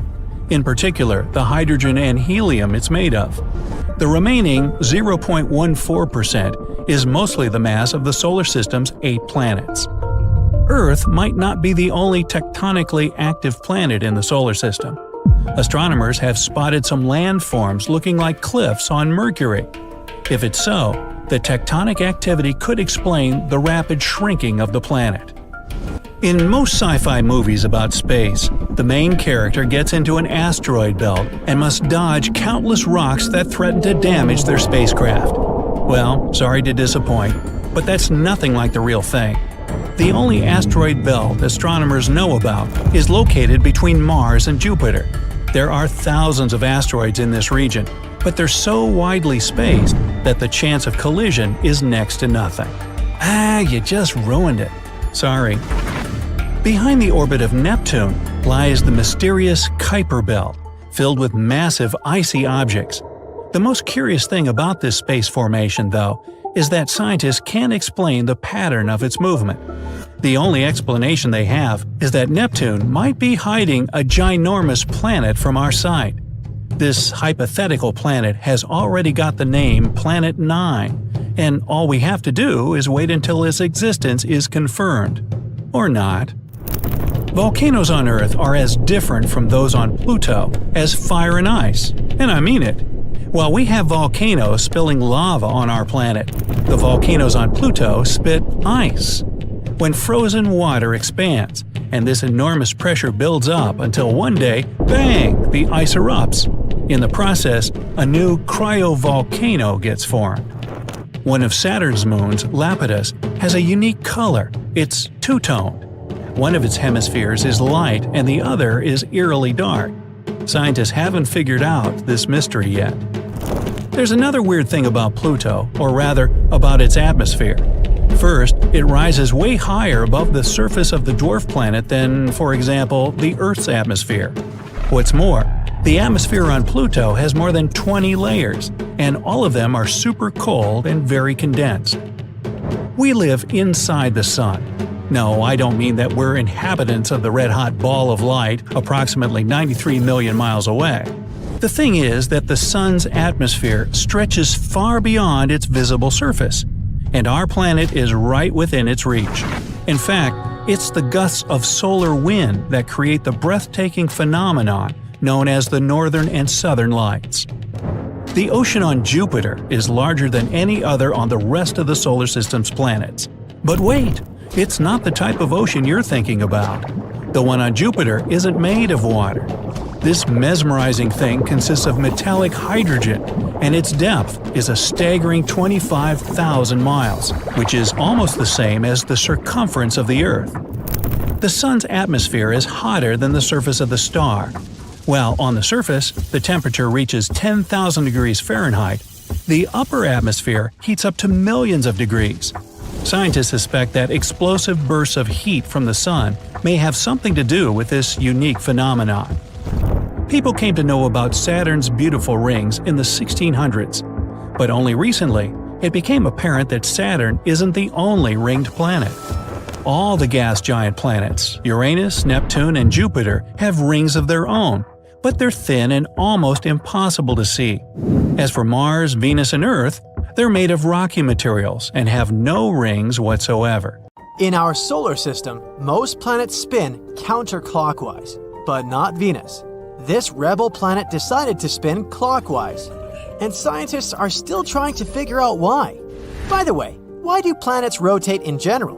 What defines the speed of their rotation? Does the Sun rotate? Buckle up and let's try to answer these questions. Venus is the second planet from the Sun and the hottest planet in our solar system. Did you know that Venus is sometimes called Earth's twin? That's because it's similar in size and composition to our own planet. But that's where the similarities end, because Venus is a pretty crazy place, to say the least. For example, the weather. On Venus, it's always hot and cloudy. And when I say hot, I mean it like it's over 800 degrees Fahrenheit there. And those clouds? They're not made of water like the ones on Earth. Instead, they're made of sulfuric acid. So yeah, you wouldn't want to go outside without a really good sunscreen on Venus. If you look at the photos taken from its surface, you can see these toxic yellow clouds and cracked, desolate landscapes. And the spacecraft that captured this turned off almost immediately after sending these photos. Poor fella. But the surface of Venus isn't just some solid, dark, flat land. In fact, Venus has mountains that are taller than Mount Everest. These mountains aren't made of rock like the ones on Earth, though. Instead, they're made of a kind of volcanic material that's denser. Venus is a pretty creepy place that holds many mysteries. One of them has been puzzling scientists for years, and this is the planet's rotation. Most planets in our solar system rotate counterclockwise, but Venus isn't like the other girls. It rotates clockwise, and that's not all.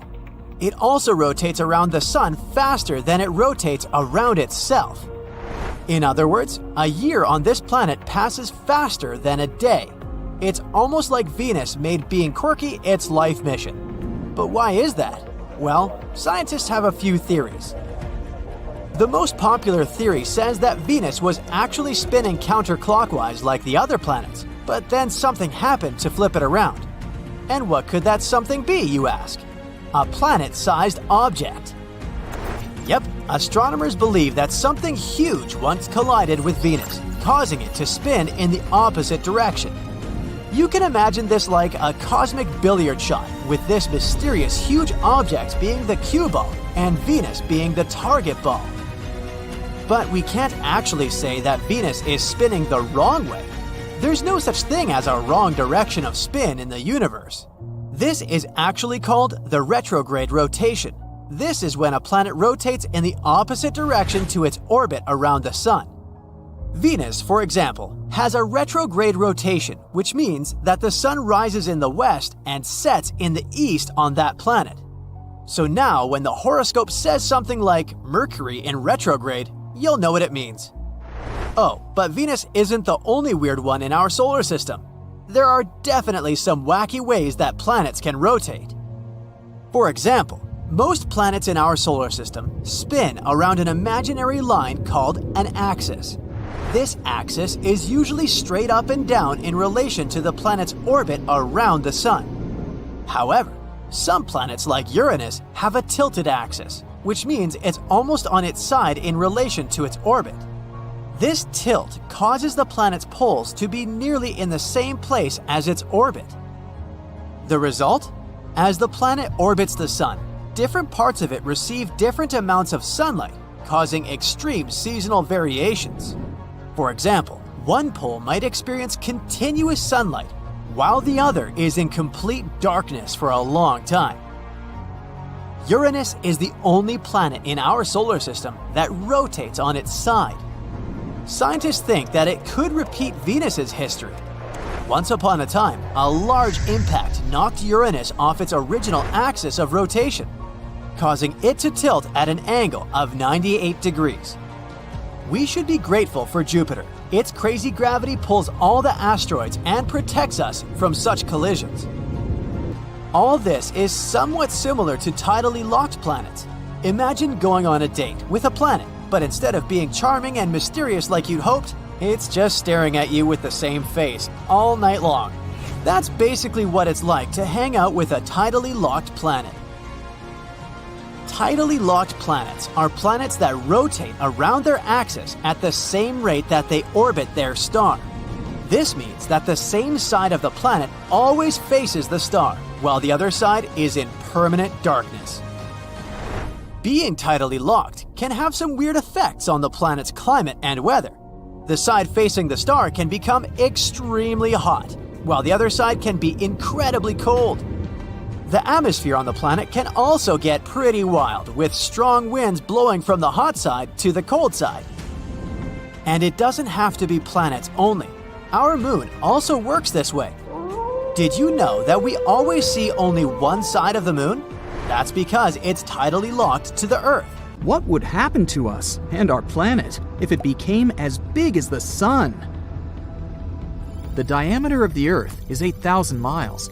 Crossing it is like driving back and forth across the USA 3 times. That doesn't sound like much, right? Well, how about repeating this journey 305 more times? Just imagine the gas expenses. This is the diameter of the Sun, about 865,000 miles. Compared to our Earth, the Sun is unimaginably huge. So what will happen to us if we catch up with it? There are 4 possible scenarios, depending on what we mean when we say the size of the Sun. Scenario 1. The Earth becomes as large as the Sun, but its mass remains the same. A colossal planet with the mass of a teeny tiny Earth. First, say bye-bye to gravity. The more massive the planet, the stronger its gravity is, and vice versa. Such a lightweight planet simply wouldn't be able to attract anything to itself. Gravity creates all the heavy substances. Everything, from pebbles to entire continents, is held thanks to it.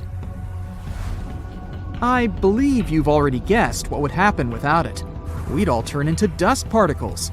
Yes, the Earth simply becomes a dust cloud. Oh, and to add fuel to the fire, the gravities of other planets stretch us to the sides, leaving no chance to collect our planet back together again. This scenario doesn't look very good, does it? By the way, even if the Earth somehow remained a planet, life couldn't have originated on it in these conditions. There would have been a considerable distance between the center of the Earth and its surface. And remember, the planet's mass is minimal, so no gravity. It just wouldn't be able to hold the atmosphere. And without the atmosphere, living organisms cannot develop. Not like it would have mattered. The Earth now is a cloud anyway. So now this cloud, weighing about 10 times heavier than Jupiter, is gathering in space. As a result, it collapses and turns into a star.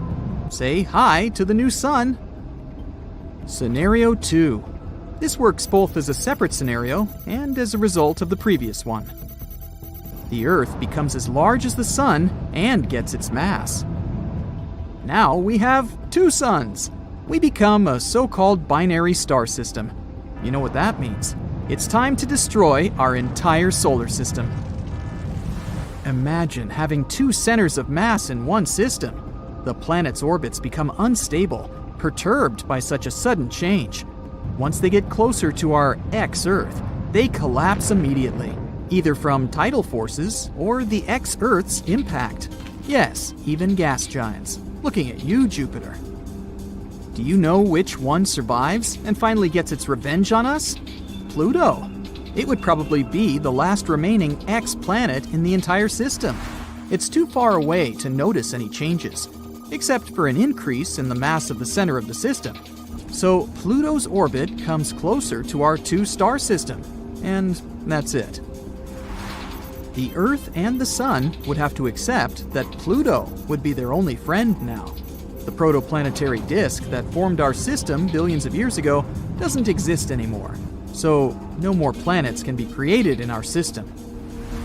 That's all well and good, but what about the Earth itself? What would life be like? Let's see. The nights and days now last longer because of the increase in the Earth's rotation time. There is probably a significant temperature drop in the North and South poles. Even on our current small planet, they get sunlight scarcely. So if the Earth's size increased, the area of the poles receiving sunlight would decrease even more. On a positive note, there's a lot more space now. No more overpopulation. The planet's size is so huge that it would take you years to get from one point to another. Yeah, if you think about it, we'd probably be very lonely there. But hey, who knows? Maybe rockets would become our primary means of transportation. Yeah, that would have been cool. There are many vast uncharted areas that no human ever saw or visited. We also wouldn't know about the existence of many different civilizations and tribes. Centuries pass, and many of us go away without ever meeting other people or learning about them. And that's if we can walk at all. Our bones cannot support our weight with such a considerable gravity, and our hearts have to work twice as hard to keep us alive. The birds can't fly anymore. Nothing can, precisely. All the existing trees fall down, and the new ones grow very close to the Earth, like grass. Talking about the trees, how is our ecosystem doing? Well, not good. If we don't appreciate the environment on our small Earth right now, imagine what would happen if we had such a massive space at our disposal. I even assume that our tons of garbage would have overpowered even those endless supplies of trees and clean water that we would have in our new large home. Our machines and robots have to be huge to do at least something now. That's because even ordinary farms now are the size of the US states. I also assume that it would be much darker than we're used to. The Earth is so small now. Imagine what would happen when our planet becomes the size of the sun itself. Less sunlight means that we'd probably need an artificial sun. Also, the temperature differences on the planet's surface would be huge. If you're surprised, you probably underestimated the size of the sun. It's almost 110 times larger than the Earth. Our new Earth's equator equals our current Earth's 35 equators. Usually, when we look at the photos of astronauts in space, we can see that they're sort of attached to the spacecraft. But there was one brave astronaut who took a wild step into the great unknown without any safety line connecting him to the shuttle. This brave man was Bruce McCandless, and he did that stunt back in 1984. How did he come back, you may ask? He did this cool trick using a nitrogen jetpack, which NASA called the Manned Maneuvering Unit. At first, he tried out some test maneuvers in the Challenger's payload bay, and only after he made sure it was all right did McCandless decide to go for it and glide a staggering 320 feet away from the shuttle. A bit of sad stats here. Out of the 430 people who have made the leap into space, 18 have sadly lost their lives, which gives us a fatality rate of just over 4%. With these numbers, it's safe to say that space shuttles are the least safe means of transport out there. Duh. Alright, let's make it a tad brighter. If we crunch the numbers a bit better, we can get a smaller percentage. But how? Well, 4% is a bit misleading because when we count, we take all the space flights. However, some people flew several times, which reduced the probability. With over 600 seats filled across 113 shuttle flights, the true fatality rate for shuttle missions is actually closer to 2%. Let's test your general knowledge now, shall we? So, what was the first living thing ever sent to space? If your answer is a monkey, you aren't right. Those who said dogs, sorry you guys, but it's not correct either.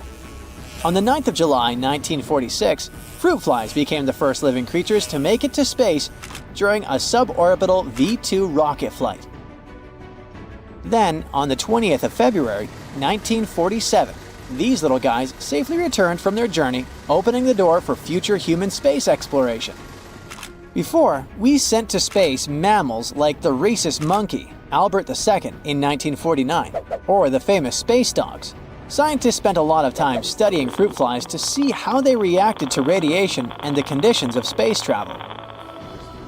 Researchers started using fruit flies for experiments back in the 1910s. Guess why? Because we humans share a lot of genes with these yucky pests. Imagine hearing some creepy music all of a sudden, when there's nothing but darkness around you and nobody is there to help you. Right, now imagine how elevated this experience was for astronauts who heard some creepy music in their space shuttle. Months before the moon landing, Apollo 10 astronauts were orbiting the moon, testing equipment, when they heard strange audio noises. Astronaut Eugene Cernan noted the eerie sounds, joking they were like weird music. At that moment, the astronauts didn't have contact with mission control. They were over the moon's dark side. Although the noises resembled something from a sci-fi film, NASA downplayed them as they were focused on the astronauts' mental health. Despite years of speculation, the source of the sounds remains unknown, with theories ranging from radio interference to charged particle activity.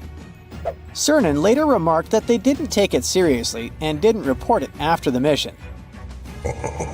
Chances are, we've already received messages from new friends from other galaxies, but we just failed to understand them. In August 1977, some astronomers using the Big Ear radio telescope at Ohio University picked up a strange narrow-band radio signal from the constellation Sagittarius that lasted for 72 seconds.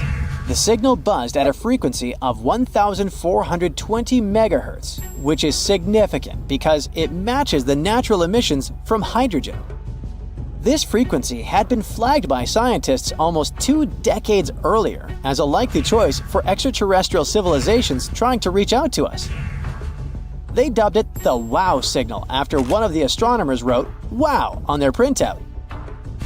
We've never heard that signal again, and no one has been able to explain its origins satisfactorily. After spending about a month in space, astronauts start losing quite a lot of skin from the bottoms of their feet, especially those tough calluses they've built up over time. One astronaut even called mission control in a bit of a panic when he noticed a chunk of his heel drifting off in zero gravity. But no worries, as the old calluses peel away, new ones spring up from the tops of their feet. They need that grip to hold on to all the restraints, kind of like airborne trapeze artists. Going number 1 and seeing blood is as scary as it sounds, and yes, in the weightlessness of space, blood doesn't settle in the lower body in the same way it does on Earth. This can lead to some alarming situations on board. Natural urges are universal, regardless of location. There are 2 main reasons why astronauts are unable to use traditional toilets in space. First, water is an extremely valuable resource aboard a spacecraft. Second, there's no gravitational flow of water in space. The drinkable water on a space station is contained in pouches and is used accordingly. In a weightless environment, a specialized device with suction and disposable bags is used for waste collection, with the storage being replaced every 10 days. Additionally, spacecraft are equipped with complex systems designed to recycle and filter liquid waste, converting it back into usable water for the astronauts' daily needs. As if that wasn't enough, spending an extended period floating around in space brings another challenge. The body may lose its bursa sacs. those handy little cushions that sit between our hip joints. While this may not pose an immediate issue in the zero-gravity environment, returning to solid ground can turn the simple act of sitting down, whether in a chair or on a toilet, into a real struggle. The fluid shifts that contribute to blood-related issues don't stop there. They can also wreak havoc on astronauts' sinuses, creating a constant feeling of congestion. It feels like living in a stuffy room all the time, where relief seems just out of reach. Thus, the challenges of long-term space travel add up, making the experience as daunting as it is thrilling. Another challenge astronauts run into is vision loss, also known as ocular syndrome, which sounds all sciencey. While the exact cause is still a bit of a mystery, it's thought that extra pressure on the brain can mess with both the retinas and optic nerves. And here's a fun fact: it mostly affects guys. By the way, you might assume that shutting your eyes in space means it's pitch black, but that's not the case. Because of high levels of radiation, astronauts can still see bright lights when they zip through certain parts of their orbit. It's a pretty strange phenomenon that keeps them on their toes, even with their eyes closed. Switching gears, let's talk about bone health in space. It turns out that being weightless can really take a toll on astronauts' bones. Like, they can lose up to 2% of their bone mass every month, which is pretty wild. But the good news? They've come up with new exercise routines that help fight off that bone loss. So, while space travel definitely has its challenges, researchers are working hard to keep astronauts in tip-top shape as they explore the universe. The Big Crunch is a cool theory about how the universe might end, and it's basically the opposite of the Big Bang. So, imagine the universe expanding for ages, but then it hits the brakes and starts collapsing in on itself, maybe even forming a huge black hole. Scientists are looking into this by checking out the universe's density. If it's too dense, such a collapse might really happen. At first, people thought that gravity would eventually take over and stop the expansion from the Big Bang. But then we found this mysterious thing called dark energy, which is actually speeding up the universe's expansion. Because of that, it seems like the Big Crunch is pretty unlikely. Right now, the evidence shows that dark energy is here to stay, so the universe will just keep on expanding forever. Hold on to your telescope, Space Rat. Scientists have made an astonishing discovery. They've found the ancient heart of the Milky Way galaxy. But what is this ancient heart? And what does it tell us about the history of our galaxy? Let's find out. Is that it? Yes, and thank you, Captain Jack. My pleasure. What can I say? He's a space pirate. Now, the Milky Way isn't just a candy bar, but a majestic spiral galaxy that's home to billions of stars, planets, and other celestial objects. And it's all spread out over a distance of about 100,000 light-years. The Milky Way has a distinct shape, with a central bulge and spiral arms that extend out from it, kind of like what I look like from the side. The spiral arms are like the suburbs, where the stars are more spread out and the neighborhoods are quieter. They're made up of gas, dust, and stars that all move together in a circular pattern around the center. In between the spiral arms, there are vast regions of empty space, known as interstellar space. Here you can find wispy clouds of gas and dust, as well as some of the most spectacular sights in the galaxy, like massive star-forming regions and colorful nebulas. The Milky Way is also surrounded by a huge halo of dark matter, a mysterious substance that we can't see but can feel its gravitational effects on the galaxy. This halo helps to hold the galaxy together, and it extends out much farther than the visible parts of the Milky Way. And finally, here's the center. Here, the most action happens. In the center of the Milky Way, there's a supermassive black hole, which is about 4 million times more massive than our Sun, Sagittarius A star.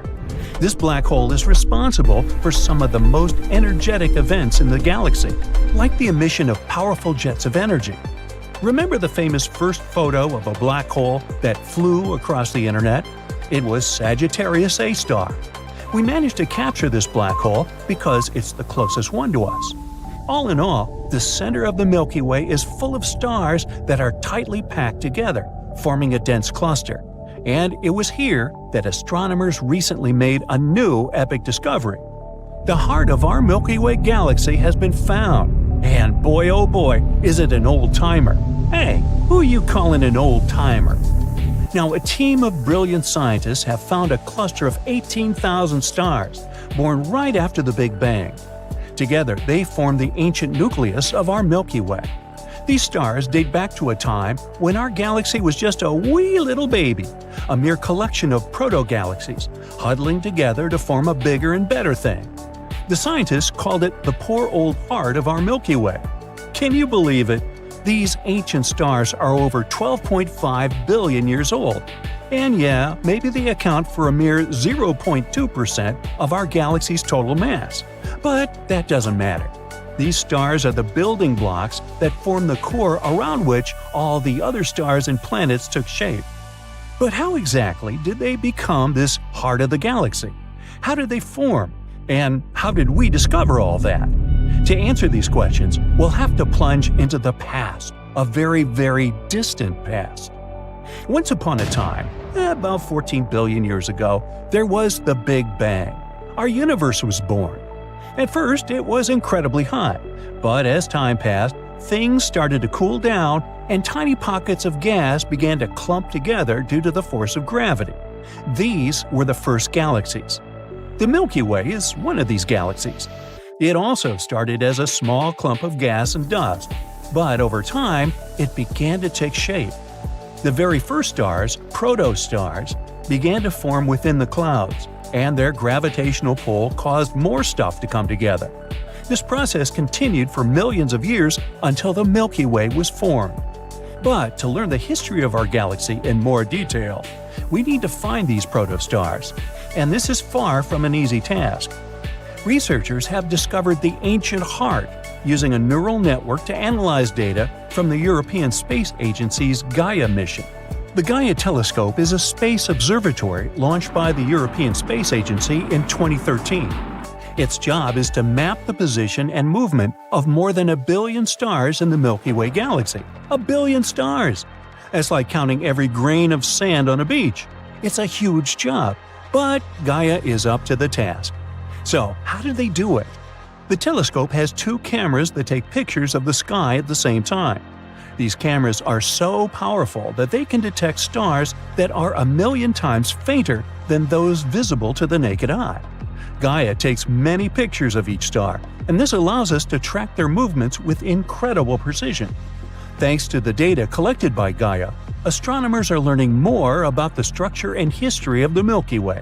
They've discovered new details about the stars, including their ages, temperatures, and chemical compositions.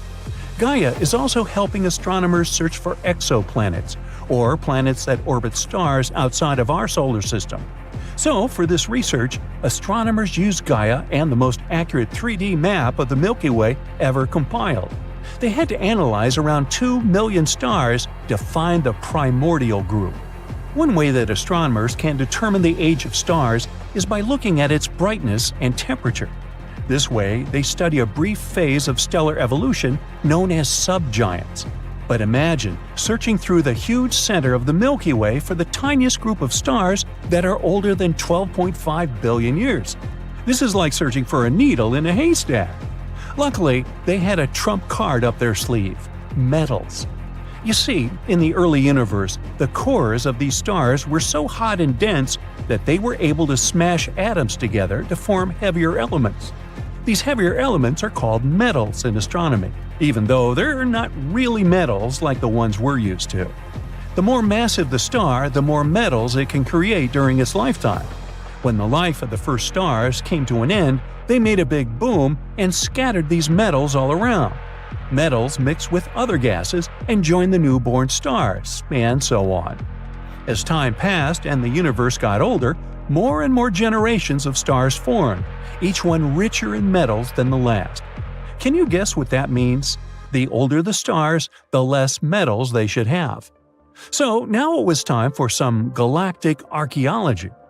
The team taught the AI to find the metal-porous most ancient stars, and it succeeded. It found a huge cluster, and all of them were within 30,000 light-years from the center of the Milky Way.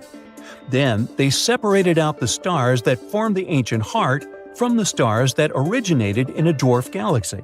And finally, we were left with the original stars around which the Milky Way grew. This discovery is incredible. It reveals the remnants of the Milky Way's earliest history. It turns out that simulations of the Milky Way's formation were spot on. The old stars existed just where they were predicted to be. Just imagine, the stars that remember our universe as a baby are still hanging out in the center of our galaxy. Isn't that mind-boggling? So, why is this such a big deal? Well, by studying these ancient stars, scientists have discovered some incredible things. For example, they've confirmed that the Milky Way's core began its life stationary and only picked up rotational speed as it grew. In other words, the Milky Way formed from the merging of 3 or 4 protogalaxies, and these stars were its initial core. But even after billions of years and multiple mergers, the heart of the Milky Way has remained intact, like a sheltered oasis in the midst of cosmic chaos. All in all, the Milky Way is a vast and complex place, full of mysteries and wonders waiting to be discovered. It's a true marvel of the universe, and we're lucky to call it our home. But the research isn't over yet. Scientists are eager to learn even more about the formation of the Milky Way and hope to study these ancient stars in even greater detail. Who knows what secrets they might uncover? Maybe they'll even discover what types of supernovas exploded to create the elements we see today.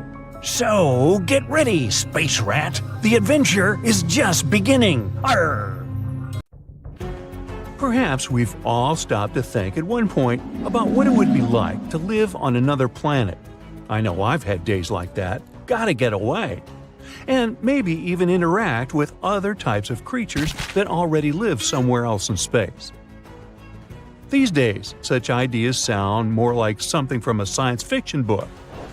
But in the future, permanently changing your address to another planet might turn out to be mandatory. Think of the stars in our solar system as a battery. Billions of years from now, its energy will be gone. Without its light and warmth, life on Earth can't exist. When you think about it this way, we have to hope that future humans will have found some other place to live by then. Thankfully, there's good news. Recently, scientists at NASA have announced that they have found a new planet that might be able to support life. They call it TOI 700e. E is roughly the same size as Earth, and it's located in a region of space where scientists think water could exist in its liquid form, which is crucial for the development of life. This planet is not the only one, though. Close to it, there's another promising planet which they call TOI 700d, but this one is further away from its star. Because of the distance from the main source of light, Planet D lies in a special area called the Conservative Habitable Zone. In simple terms, scientists aren't sure whether life might exist on this one, but they don't exclude such a possibility.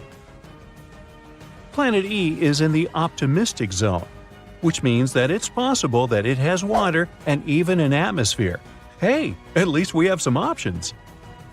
The two planets are in a solar system that's only 100 light-years away from Earth, which is considered pretty close in space terms. NASA found these planets by watching the light from the star and measuring how it moves when a planet passes in front of the star.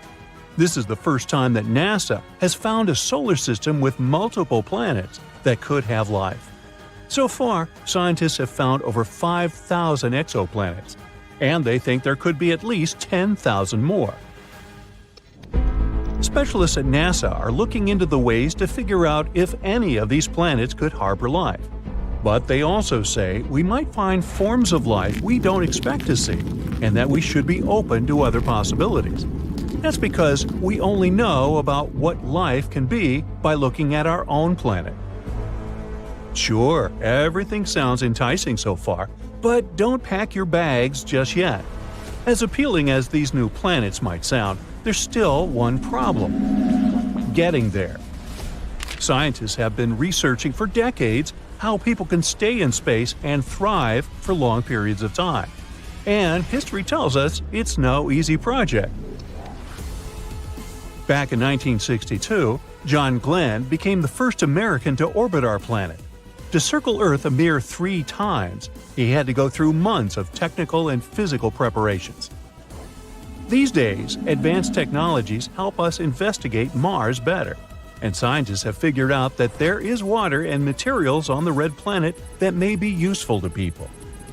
It has sparked the idea of sending people to Mars to live there, just to begin with. The first manned Mars mission is scheduled for the late 2030s or early 2040s, if everything goes well. The plan is for this to be a round trip, but even if NASA manages to plan everything well, the round-trip journey will still take about 500 days. It all depends on Mars and Earth's positions in their orbits around the Sun. One of the biggest problems with living on Mars is gravity. For starters, the astronauts will arrive at the red planet after months of living in microgravity. It means it could take them a lot of time to physically get in shape before they could start exploring. That's because living in microgravity conditions heavily affects the human body. It might mean loss of bone and muscle mass, as well as a shift in the normal movement of body fluids, which tend to go upward. This can lead to pressure on the eyes and even problems with people's eyesight. But Mars is right here, in our own solar system. What about planets that are light years away? The answer is still up for debate.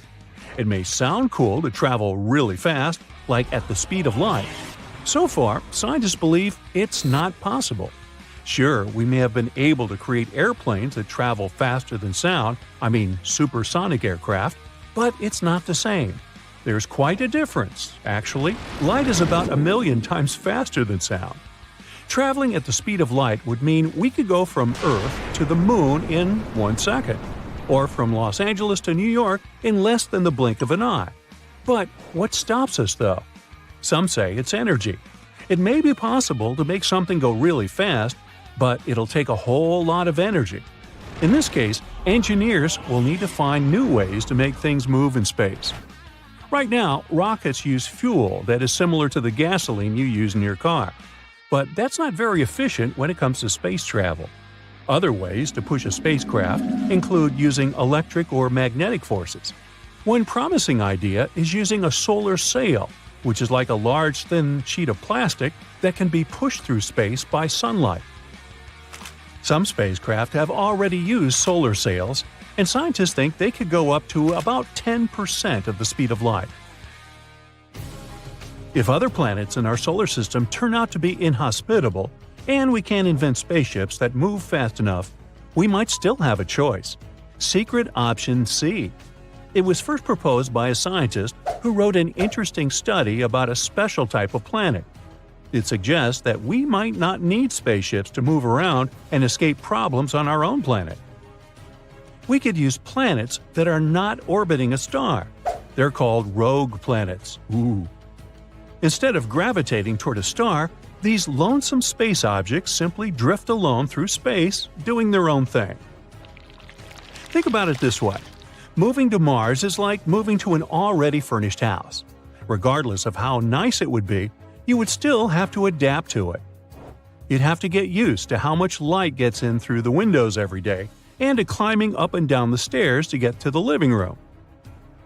Moving to a rogue planet means we'd start from scratch, building our own house from the ground up, perfectly adapted to our needs. Free-floating planets are usually seen as cold, dark, and not suitable for life.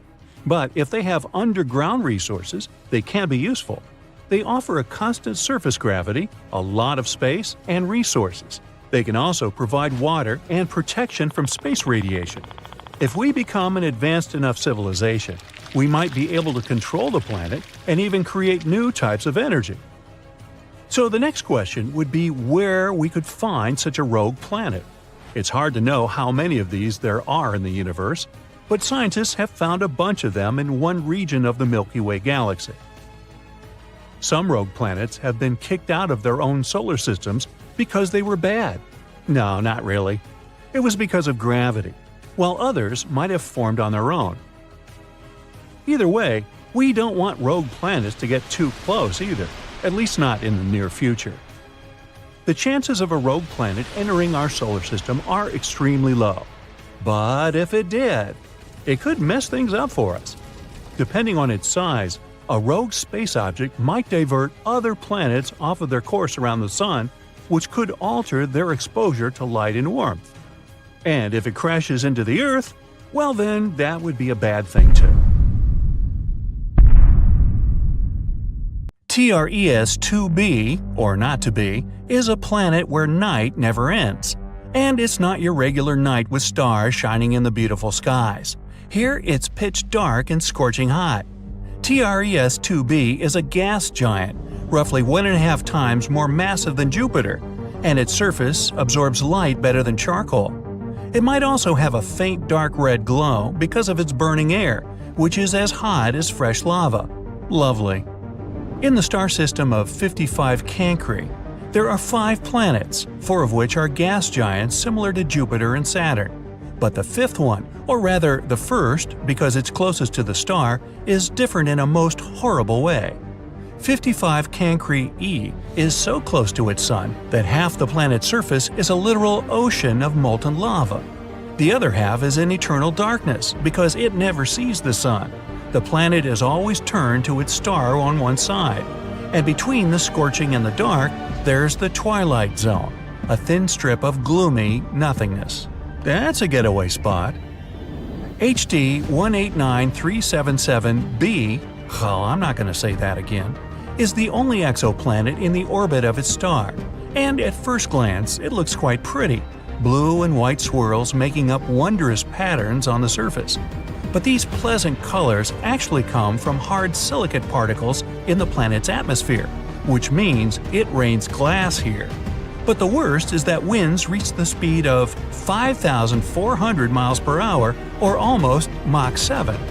Well, for comparison, the fastest wind speed on Earth was 254 miles per hour, over 20 times less.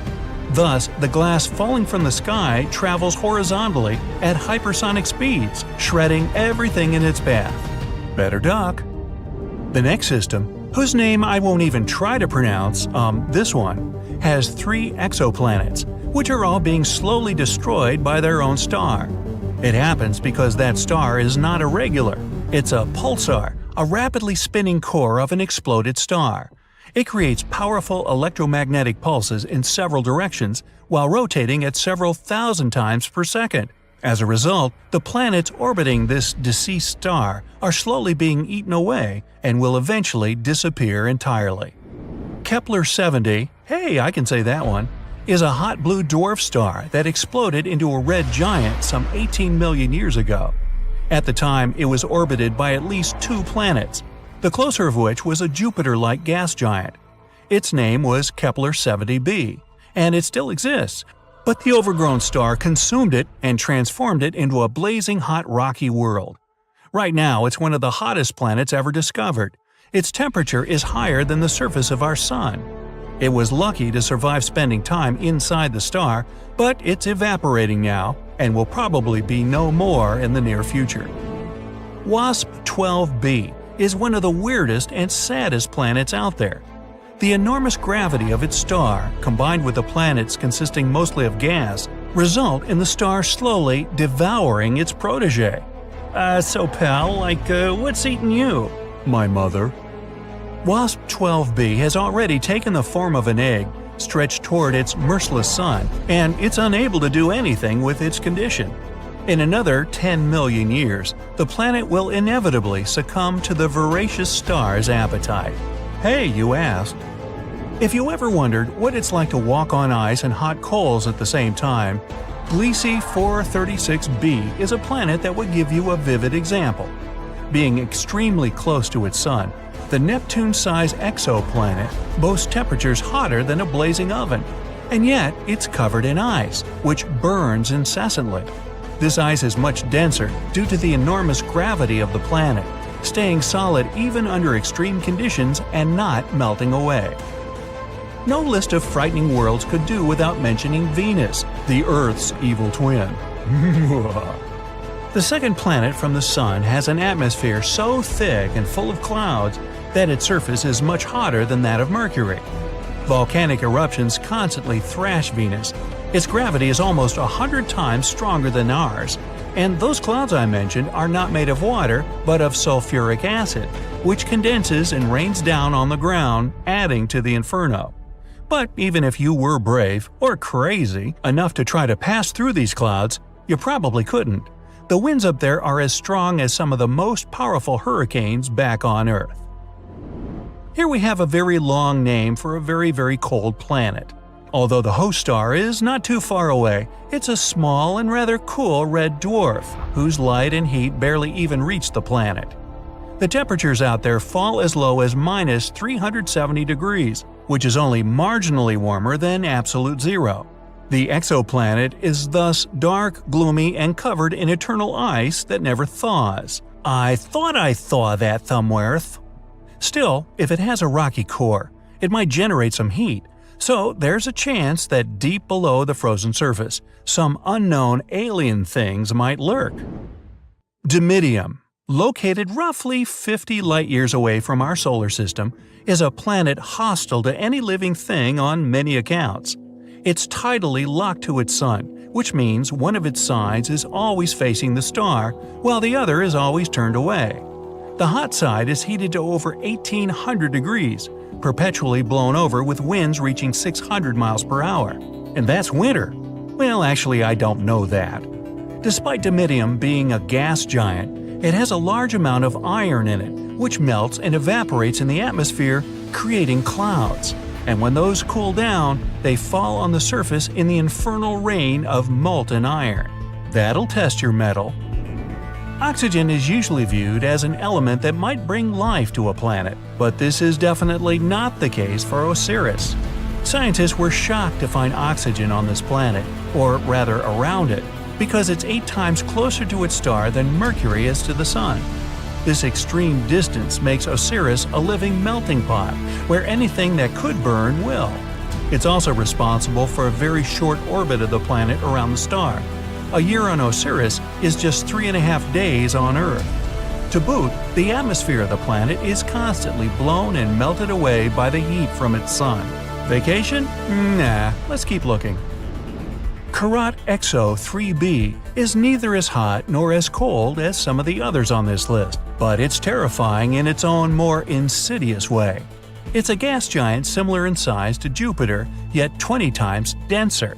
This makes this exoplanet's gravity weigh down on everything on its surface 50 times more than it would on Earth. Stepping on it would be your ultimate doom, because you'd be immediately crushed by the density of its atmosphere. Karat 7b is another oven-like world. Its day-to-day temperature is over 4,000 degrees. Combined with the rocky surface, it presents an infernal landscape. The rocks on the ground bubble and boil, evaporating in the atmosphere, where they cool down and eventually fall back on the surface in a brimstone rain. The saddest thing about Karat 7b is that it might have once been a gas giant whose atmosphere melted away from the heat, leaving only the scorched core. Guess what? The universe can get actual scars, just like when you fall off a bike. Well, here's why. Before the Big Bang, the universe was extremely hot, dense, and full of energy, and it seemed like everything was going well, until that all changed about 13.8 billion years ago. Then the universe exploded.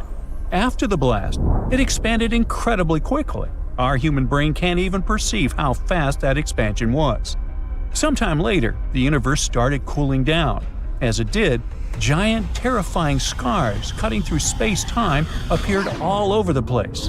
And if we study these scars well, we can even get insight into time travel. These days, we call these scars cosmic strings. They're like stretch marks that appear when the skin expands too quickly. Or we could also compare them to cracks that form in the ice when it freezes. These strings are likely very thin, about the size of a proton, a positively charged subatomic particle. Yes, subatomic means smaller than an atom. The strings are also extremely dense and can stretch for light years. Now, imagine these cosmic scars floating through space, not interacting much with their surroundings. When two cosmic strings pass each other, they could warp space-time in such a way that it creates a time machine. If you were to travel along a certain path around these strings, you would end up returning to your starting point at an earlier time, which is traveling back in time. Now, let's admit it, this idea sounds like something from science fiction, but it's supported by cosmic string theory, and the math behind it seems to work. Unfortunately, no one has observed cosmic strings yet, so for now, it's still a theory. In 1991, one physicist proposed an idea for how cosmic strings could enable time travel. If two infinite cosmic strings passed each other in parallel, they would warp space-time, creating a time loop. This loop would allow someone to travel back in time. Even better, this idea doesn't contradict Einstein's theory of general relativity, which suggests that large objects can bend space and time. These bends in space-time could allow a shortcut through time.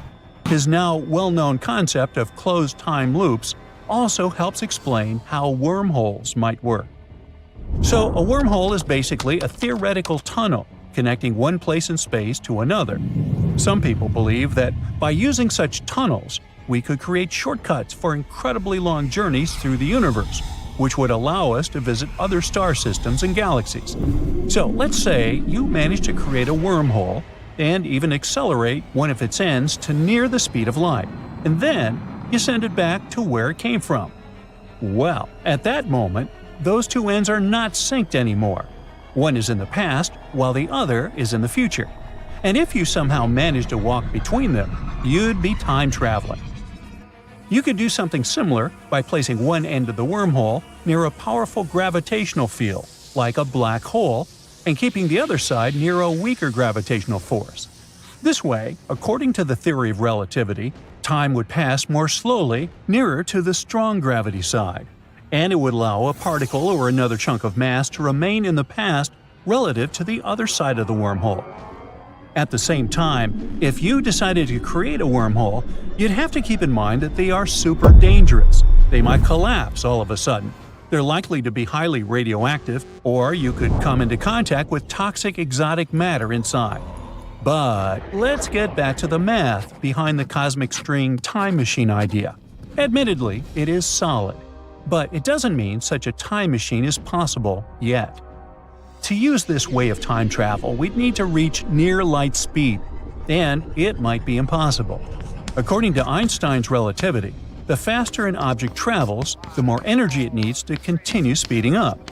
In other words, we don't yet have the technology or energy sources to accelerate a spacecraft to these speeds.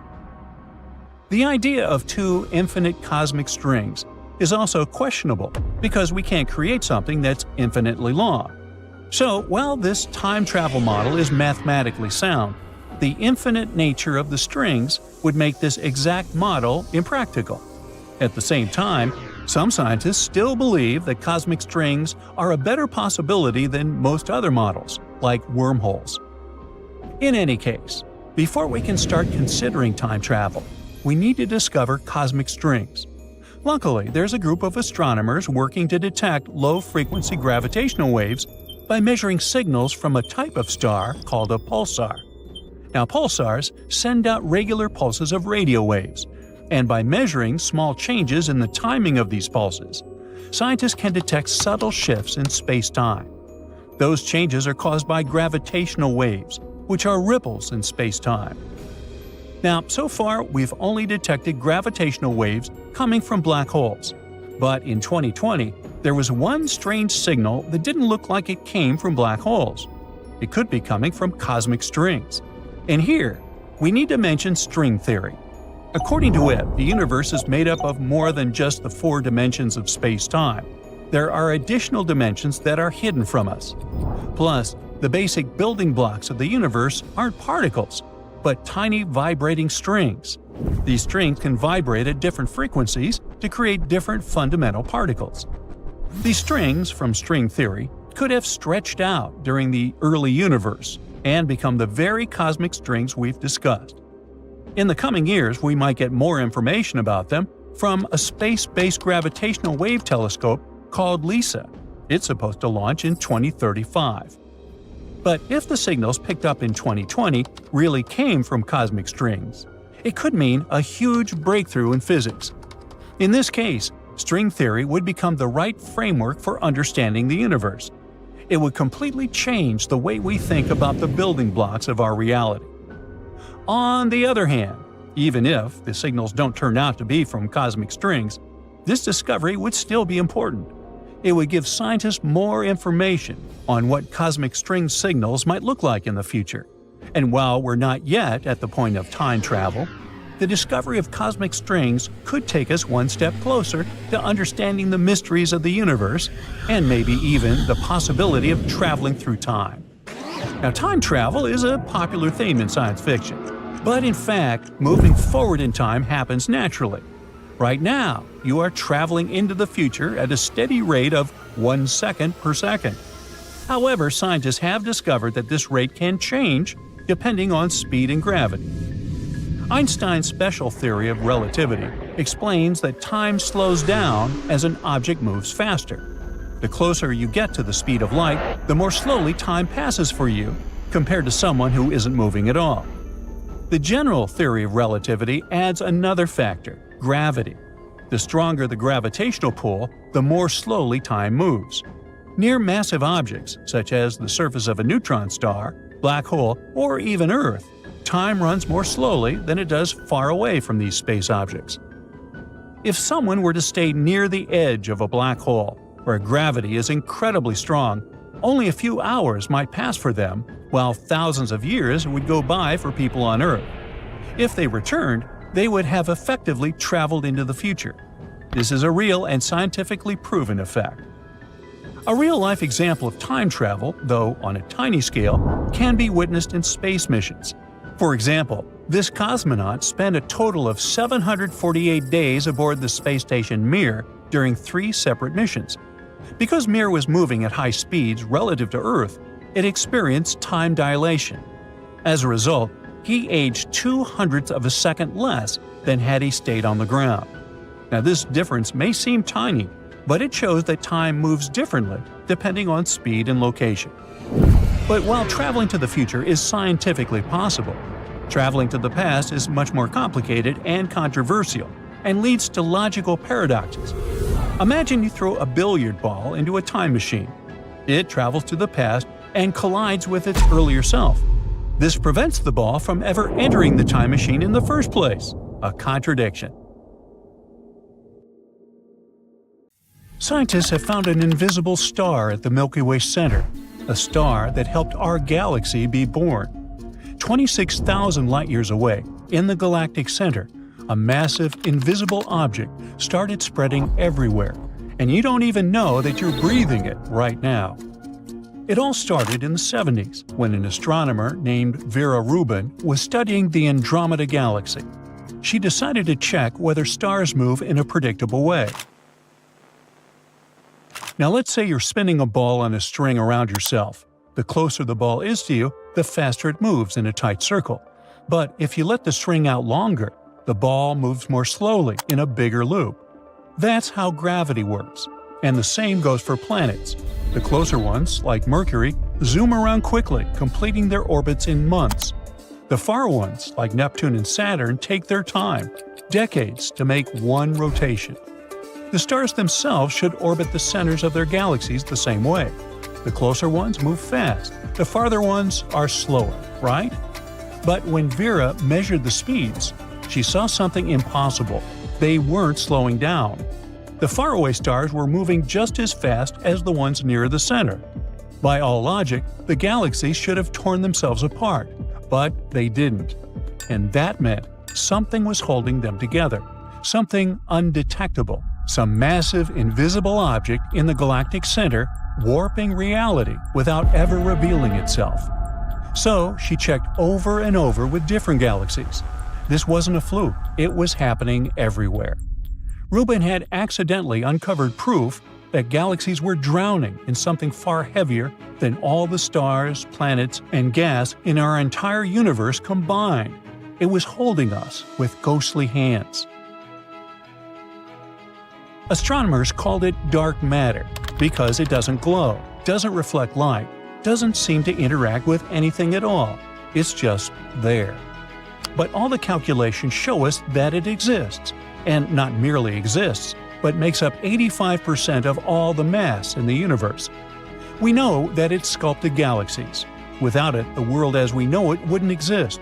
And yet, just like with an invisible star scientists found at the Milky Way center, the only way to detect it was through gravity. So how do you find something that refuses to be found? Recently, scientists discovered there might be an invisible star at the Milky Way center, and this fascinating discovery might finally help us understand what dark matter looks like. They began looking for dark matter's fingerprints, any signs of its presence anywhere. They studied how galaxies moved and smashed particles together in giant machines, hoping to create tiny bits of dark matter in the lab. This didn't really lead to anything. They didn't even know what to look for. Is dark matter even made of particles? There was a theory that suggested that it's made of ghostly particles that barely touch anything, or even weirder ones that might flicker in and out of existence in the blink of an eye. There was a problem, though. If dark matter really worked like that, then the centers of galaxies should be packed tight. Tons of matter would be crammed into a tiny space. But in our universe, galactic cores seem strangely soft, spread out, almost gentle. A new theory emerged, and it was wild. What if the dark matter at the heart of galaxies isn't made of heavy particles at all? What if it's made of something so delicate that it behaves more like a strand of hair? These hairs could be made of something incredibly light, lighter than anything we've ever seen, and billions of times smaller than a neutrino, which is already the lightest known particle. They called this idea fuzzy dark matter, and it might change everything we thought we knew about the universe. A team of astrophysicists wanted to test this idea, so they ran a simulation, creating a simple model of a galaxy with two main ingredients: a whole lot of fuzzy dark matter and a little bit of gas, the same kind of gas that forms the stars we can see. They pressed start and just let the system evolve by itself, watching how the two would interact. At first everything was pure chaos, but then the fuzzy dark matter started to gather. It pulled itself together, forming a massive invisible object near a galactic center. The gas followed, spreading throughout this ghostly mass, mixing with it and glowing faintly. And then, it suddenly formed something incredible: dark stars. Not typical stars like our sun, blazing with heat and light. Instead, it's enormous, massive, invisible objects, a hybrid of two different kinds of matter. We've never seen anything like this before. An object that would stretch across thousands of light years, and yet they'd be almost weightless, more like cosmic puffy clouds than anything else. Scientists called them Fermion boson stars. Finally, this dark matter thing is starting to make sense. The core of this strange invisible star would have just the right density, not too dense, not too loose, and it looked exactly like what astronomers actually see in real galaxies. If it's confirmed, then it would finally explain how dark matter behaves and works. And if they're right, then every galaxy in the universe could be tied to one of those vast unseen giants. The Milky Way hidden star might be one of them, shaping our galaxy in ways we never realized. What's wild is that this stuff wouldn't behave like normal matter. It wouldn't form anything solid. Instead, it would be more like a complex, ever-moving web of filaments or hairs. This also means that Earth might be completely surrounded by it. Dark matter still follows the rules of gravity. As it moves past planets and stars, gravity pulls it into focused streams, so it's both hugging and passing through our planet, wobbling consistently. If we could see them, they might look like glowing invisible threads everywhere, and they'd pierce right through the planet, stretching far into space. But this is only the beginning. Now scientists need to refine their models, make them even more detailed, and compare their predictions to real galaxies. But this dark star discovery in the galaxy's center isn't our only clue. Luckily, the universe has given us a way to look for that fingerprint: gravitational lensing. When light from a faraway galaxy travels toward us, it sometimes passes by another massive galaxy on the way, or other massive objects with crazy gravity. Instead of continuing in a straight stream, light actually gets bent around the massive object because of that gravity. And when it finally reaches us, it creates a distorted and magnified version of the original galaxy. Basically, it's like looking through a piece of curved glass. If dark matter is fuzzy, then it should leave a strange pattern on these distorted images. Things should be a bit wavy and unclear. Scientists needed the perfect object to study this, and they found one.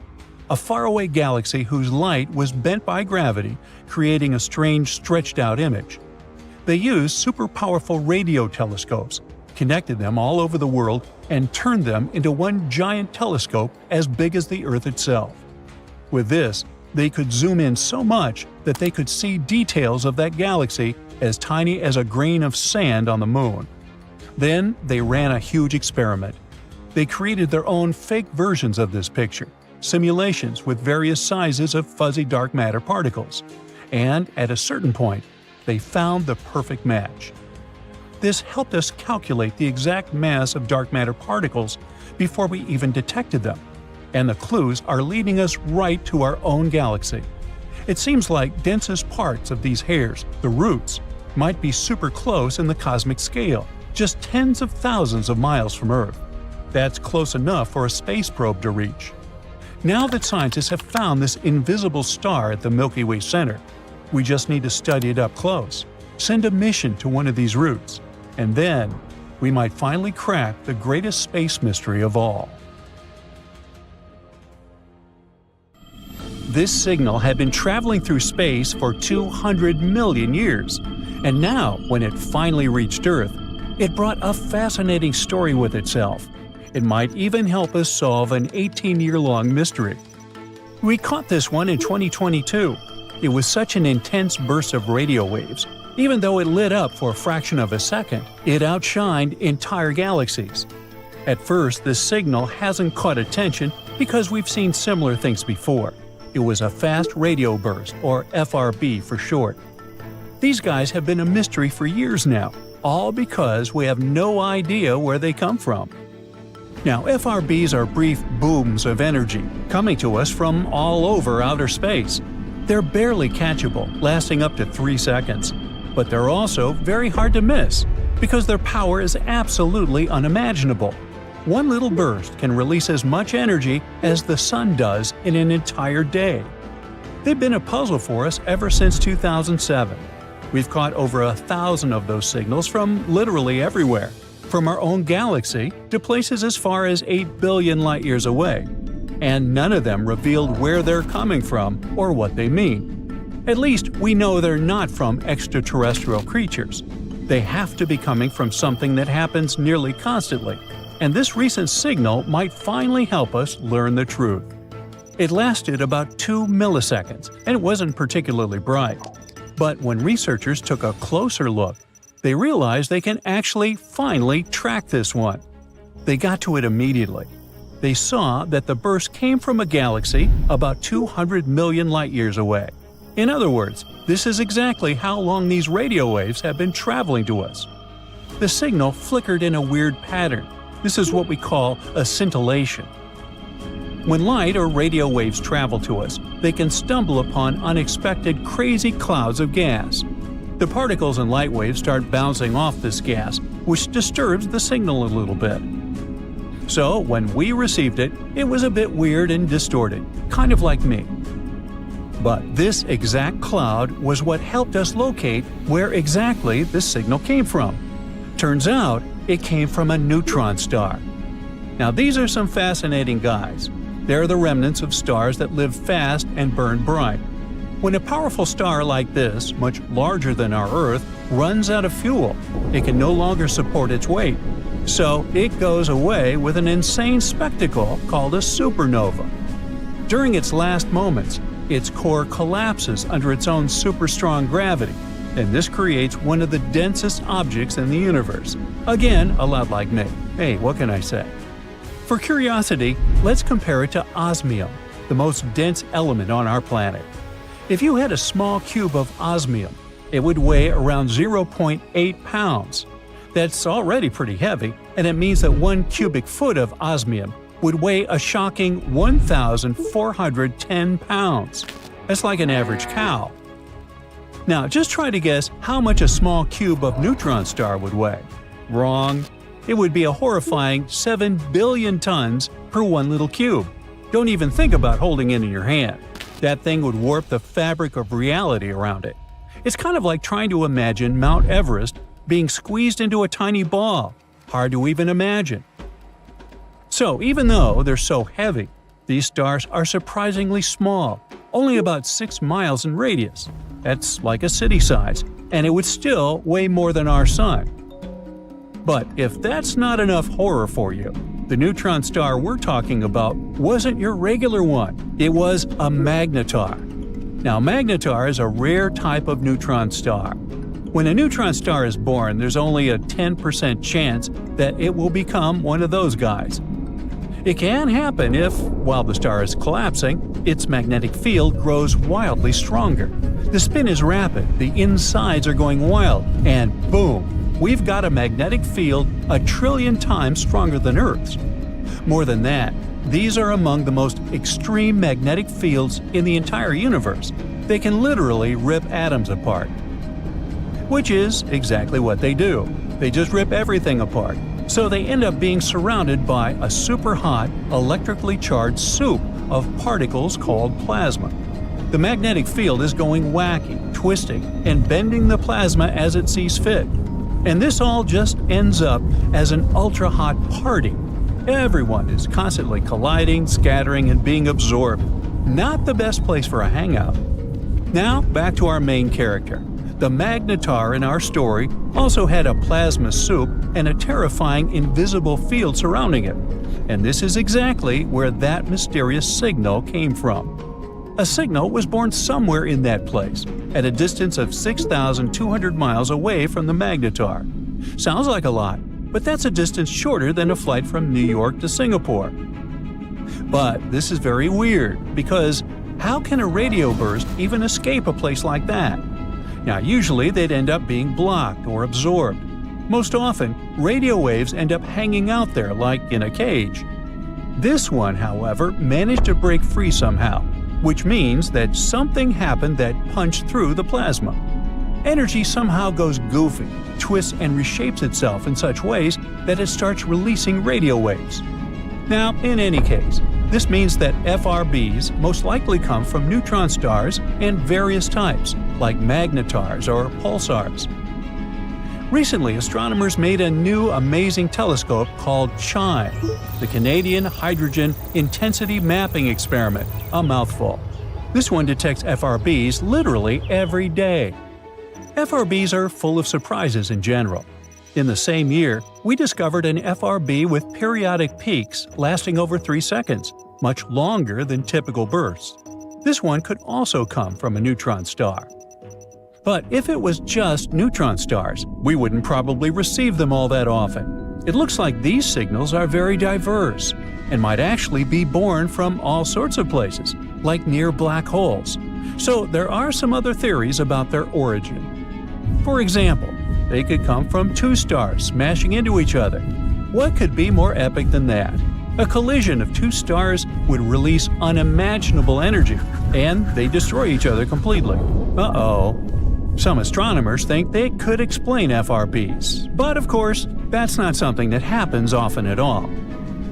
Also, FRBs sometimes repeat. Most of them flash once and disappear, but sometimes they almost flicker, like the one we discussed. Some of them even follow very precise patterns. For example, one well-known repeater follows a 16-day cycle. It goes crazy for about 4 days and then goes quiet for 12 days before starting again. This one is hard to explain even with neutron stars. There has to be some unique astrophysical mechanism at play. Maybe something that orbits something else. But anyway, a star's collision would only explain signals that flash once and never again. Another possibility is the blitzar. It's a goofy name for a very dramatic idea. A neutron star turning into a black hole. Once again, an event like that unleashes a huge burst of radio waves. But, again, an occasion like that would be incredibly rare, and the signals aren't supposed to repeat. Black holes themselves are a pretty good option, though. They're central to many FRB theories. Could these bursts come from a neutron star falling into a black hole? Or from a collapsing black hole itself? Maybe even dark matter interacting with a black hole? Hey, who knows? Let's just throw all the ideas in there. Of course, the thing that everyone's most excited about is extraterrestrial civilization. Maybe not all of these bursts, but at least some of them could be signals from our intelligent neighbors. But like we said, that's very unlikely, considering that the signals come from all over the sky and many different distances. Also, almost all of them are the same, and that would be super hard and weird from an intelligent civilization to try and reproduce. Though who knows what else we might discover in the future.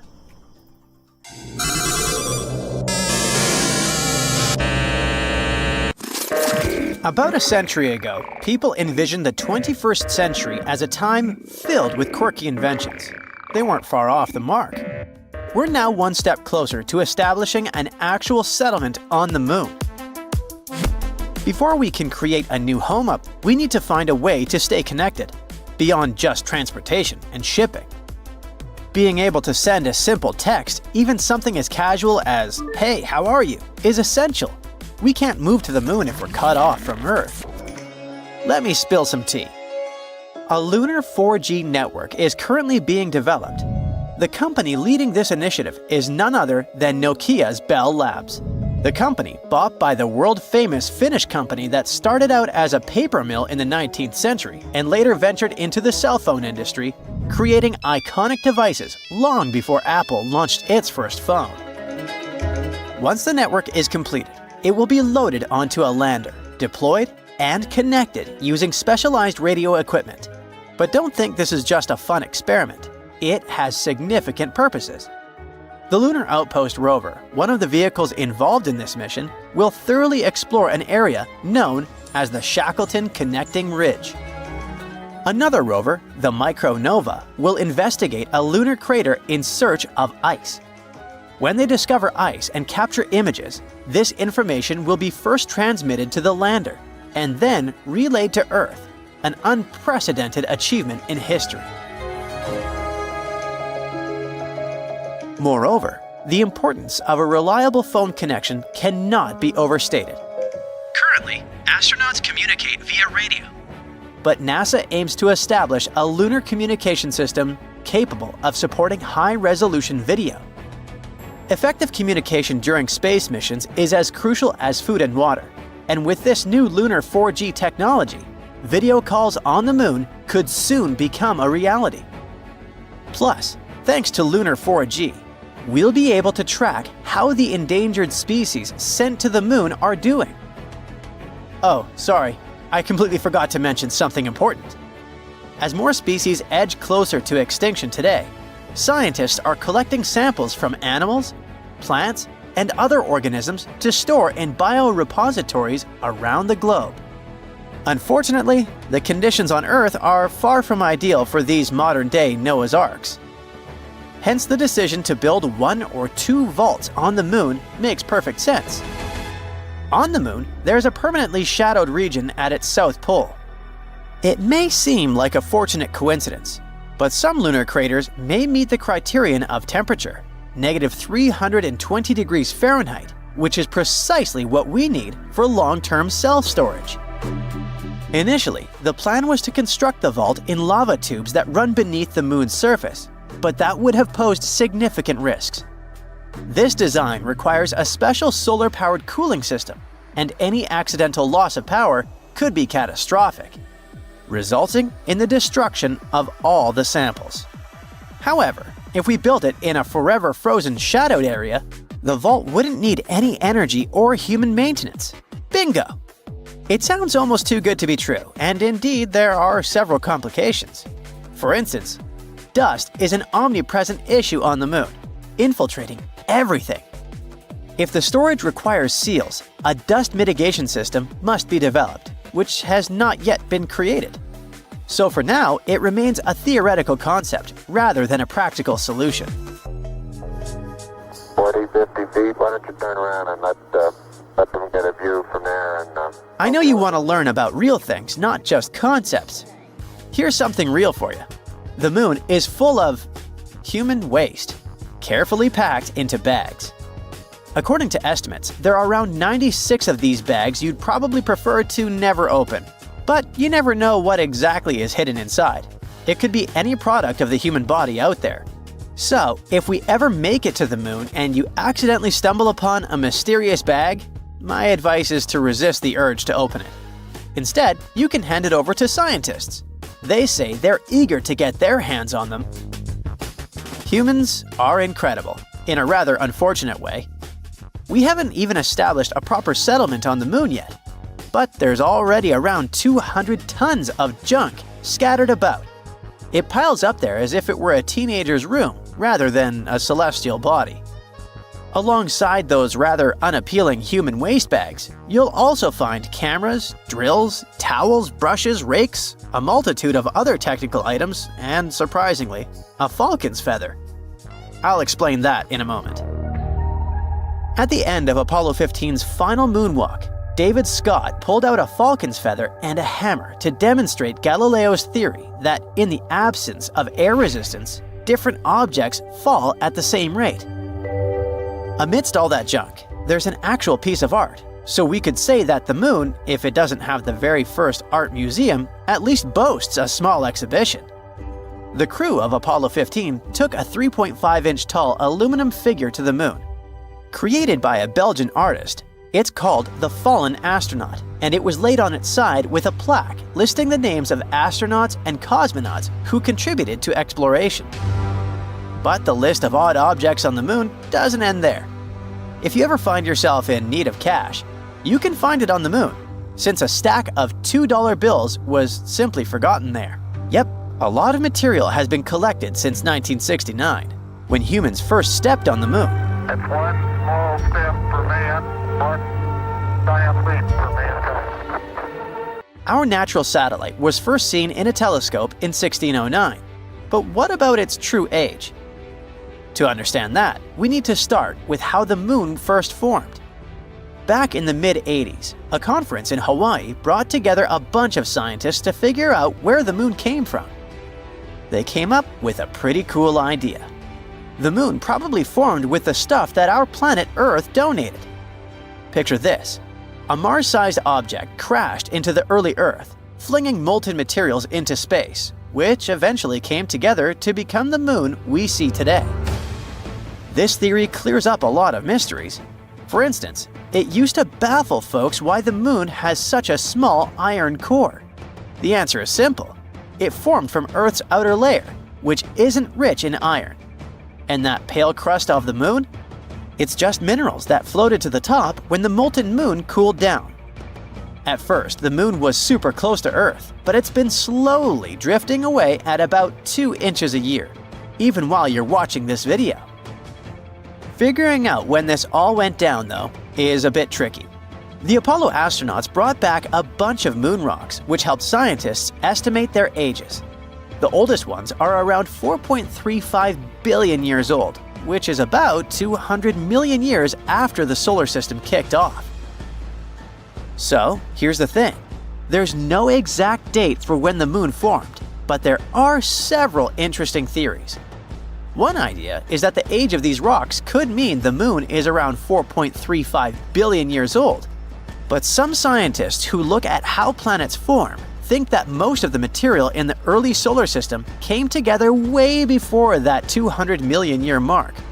They argue that a big impact that created the moon happening that late seems pretty unlikely, which means the moon could actually be older than 3.5 billion years. Another interesting thought is that the moon might have gone through some serious heating events as it moved away from Earth. This is similar to what happens on Io, one of Jupiter's supervolcanic moons. The gravitational pull from a bigger body can stretch and compress a smaller one, generating heat, like when you squeeze a rubber ball. The rocks on both Io and the moon warm up this way. Rocks have radioactive elements that act like internal clocks, helping scientists figure out their ages. The catch is, if the moon heats up too much, it resets those clocks and only starts keeping time again once it cools down. So those rocks that are about 4.35 billion years old might not actually mark the moon's birthday. They could just indicate a time of tidal heating. This suggests, once again, that the moon had to have formed even earlier than that.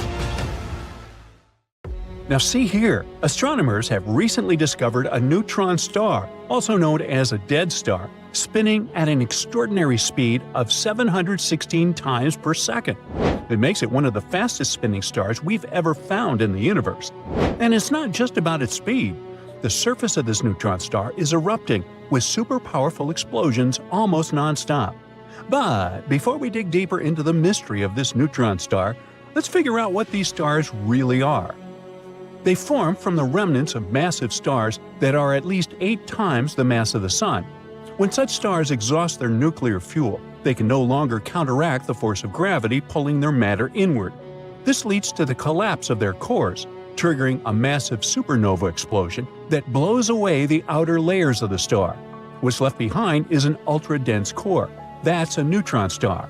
These stellar remnants are incredibly small, typically just 12 miles wide. At the same time, they pack in more mass than the Sun. The density of neutron stars is also overwhelming. Imagine taking the mass of 2 suns and squeezing it into a sphere about the size of a city. A single teaspoon of neutron star material would weigh around 10 million tons. That's the same as the combined weight of 85,000 blue whales. Such an extraordinary density is what gives neutron stars their immensely powerful gravitational fields.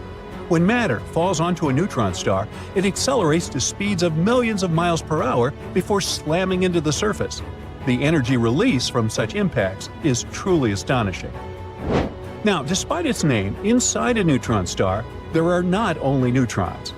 A few protons survive down there too. Now, normally, protons repel each other since they have the same positive charge.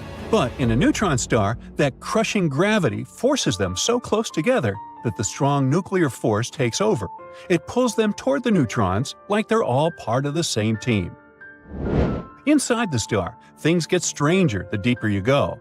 Near the surface, neutrons clump into blobs, kind of like a neutron gnocchi. A bit further down, these blobs link together into long chains, forming what scientists call the spaghetti layer. I'm getting hungry. At even greater pressures, the spaghetti chains fuse side by side, creating flat sheets. Think neutron lasagna. Keep going any deeper, and the lasagna eventually breaks down into a uniform mass. But even then, the structure isn't smooth. There are gaps, long tube-shaped voids that look a lot like penny pasta. So inside a neutron star, you've got layers of gnocchi, spaghetti, lasagna, and penny pasta. And each of them represents the mind-bending results of physics under insane pressure. Okay, I'm definitely having Italian for lunch today. Now, the recently discovered neutron star is part of a binary system located in a dense star cluster. This cluster is situated near the center of the Milky Way galaxy, approximately 26,000 light-years from Earth, in the direction of the Sagittarius constellation. The record-breaking spin of the star is extraordinary. If we take a period of not a second, but a minute, it'll be over 42,000 revolutions per minute. At the same time, the newbie ties with another neutron star, which spins at the exact same speed. Such extreme rotation rates are rare and make these stars cosmic outliers in terms of behavior and properties. Oh wait, we can't but mention our neutron star's binary partner. It's a white dwarf, a dense remnant of a star similar in size to our Sun. This white dwarf is pretty fast too. It orbits the neutron star once every 11 minutes. This makes the couple a binary system, with the shortest orbital period ever observed. Imagine a stellar object zipping around its partner faster than the time it takes to prepare a cup of coffee. Yep, that's the kind of speed we're talking about here. This tight, rapid orbit shows how powerful gravitational forces are inside the system. So, you might be wondering what makes neutron stars spin so rapidly. It's something called the conservation of angular momentum. Let me explain. When a massive star collapses into a neutron star, it shrinks dramatically. Such a rapid compression gives an instant boost to its spin. It's like an ice skater spinning faster when they pull their arms inward. And the smaller the star gets, the faster it spins, which results in extreme rotation rates. In binary systems like this one, neutron stars can achieve even faster spin rates. Their trick is to steal matter from their companion stars. This process is called theft. No, accretion. The stolen matter carries that very angular momentum, which adds to the neutron star's rotation speed. The accreted material can also build up on the neutron star surface eventually. It triggers powerful thermonuclear explosions. They release immense amounts of energy, temporarily making the neutron star shine up to 100,000 times brighter than our Sun. It allows astronomers to study the intricate details of these extreme environments. NASA's X-ray instrument on board the International Space Station, officially called the Neutron Star Interior Composition Explorer and thankfully nicknamed NICER, observed 15 thermonuclear explosions on the surface of our neutron star between 2017 and 2021. One of those bursts displayed a unique pattern called thermonuclear burst oscillations. Those are highly asymmetric patches of brightness on the burning surface layers of accreting neutron stars. This pattern matched the spin rate of the neutron star and thus confirmed its extreme rotational speed. But wait, the best part is coming. While neutron stars are already extreme, there's another class of them that takes things to a whole new level – magnetars. Now, magnetars are neutron stars with unimaginably strong magnetic fields, up to 1,000 trillion times stronger than Earth's magnetic field. These fields set them apart from other neutron stars. They can distort atoms in nearby objects, making life impossible anywhere near them. As for the energy density of a magnetar's magnetic field, it's so high that it's 10,000 times greater than the mass density of lead. Magnetars also produce bursts of X-rays and gamma rays that are so powerful they can temporarily outshine entire galaxies. These bursts are often triggered by star quakes, violent shifts in the magnetar's crust caused by their own magnetic fields. For example, a gamma-ray burst from a magnetar in 2004 was so strong that it disrupted Earth's ionosphere. It hit Earth, and it was so intense that several satellites picked it up. The SWIFT satellite, built specifically to detect gamma-ray bursts from across the universe, didn't just detect the blast, it got hit with so much energy that its sensors got completely overloaded. And SWIFT wasn't even facing the burst. The energy was so strong it passed through the spacecraft and still overwhelmed its cameras. If a magnetar was located as close to Earth as the Moon, its magnetic field would erase all credit card data on the planet by wiping the magnetic stripes clean. Whoa, that's the level of power we're dealing with here. Magnetars are extremely active, but for a relatively short time. Their intense magnetic fields decay after about 10,000 years. After that, they stop emitting strong X-rays and gamma rays. Astronomers think that there are at least 30 million inactive magnetars in the Milky Way galaxy alone. These silent cosmic relics are scattered all over the galaxy. Neutron stars and magnetars serve as laboratories for extreme physics. They allow astronomers to have insights into the behavior of certain matter under conditions you can never replicate on Earth. The incredible density of these objects helps scientists figure out what happens when protons and electrons get compressed together to form neutrons. This creates states of matter that don't exist anywhere else in the universe. These violent explosions on neutron stars and magnetars also play a critical role in the formation of heavy elements like gold and platinum. These elements get scattered all over the universe during these energetic events, eventually becoming parts of planets and stars and you and me. Oh, by the way, NASA's NICER instrument has played the key role in uncovering the mysteries of neutron stars. Its ability to detect X-rays with high precision allowed astronomers to study the rapid spin of the neutron star we've been talking about and the thermonuclear bursts that occur on its surface. So, what could be nicer than that? Asteroids are a serious, very real danger. Some of them are big enough to cause a lot of trouble if they collide with Earth. One asteroid in particular is making headlines these days. A new study has revealed there's a small chance it could hit our planet during its close flyby in 2029. But the question is unusual. Will the asteroid survive this encounter? Apophis, which got its name from Apep, the Egyptian deity of chaos and disorder, has become one of the most infamous asteroids. Discovered in 2004, this space object is about 1,100 feet wide. It's about the height of the Eiffel Tower in Paris. Because of its size and the close flyby predicted for 2029, astronomers classify Apophis as a potentially hazardous object. Those are asteroids and other space objects that pass close to Earth and are big enough that we really need to pay attention to them. Right now, scientists say the chances of a collision are slim, less than 1 in a billion. So, at the moment, we can probably claim that Earth is out of danger. But the same can't be said about the asteroid itself. When Apophis passes close to Earth in 2029, our planet's gravity is likely to shake it so violently that it may experience something like an earthquake, a cosmic asteroid quake, if you will. The stress from this gravitational force will probably cause parts of the asteroid's surface to crack off and fly into space. And even though this might not be a full-blown disaster, and the asteroid won't fall apart completely, it's very likely to lose some material during the flyby.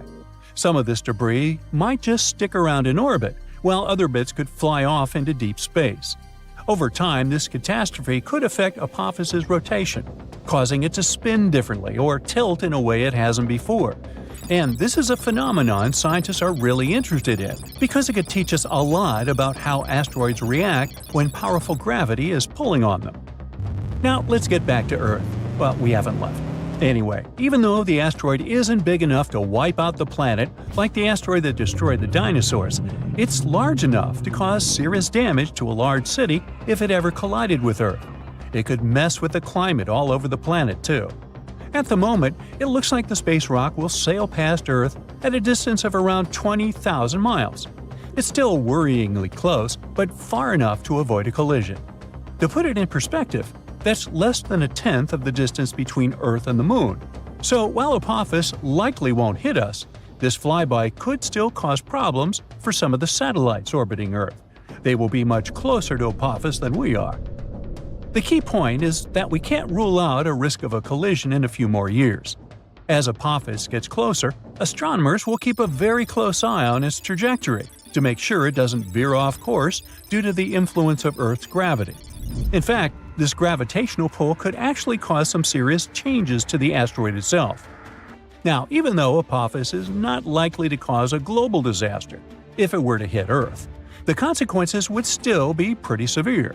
The impact could destroy an entire city, and the resulting climate changes could mess with food production for years. It wouldn't be an extinction-level event, but it would still be a huge deal. Now, Apophis is not the only asteroid we need to worry about. Scientists are constantly on the lookout for other asteroids that could potentially cause harm to our planet. Thanks to new technology, astronomers can now track dangerous space rocks from way farther out in space.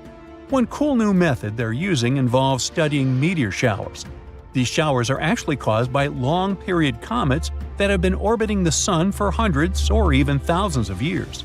As these comets pass by, they leave a trail of dust and debris, which can end up creating meteor showers when Earth passes through them.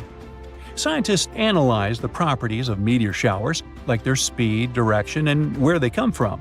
This can help them trace the particles back to their parent comet or asteroid. It's actually a big deal, because it means we might be able to spot potentially hazardous asteroids long before they get close to Earth.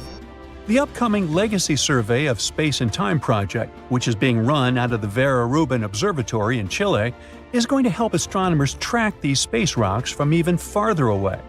Astronomers are going to create a detailed map of the sky and the regions where meteor showers are most likely to occur.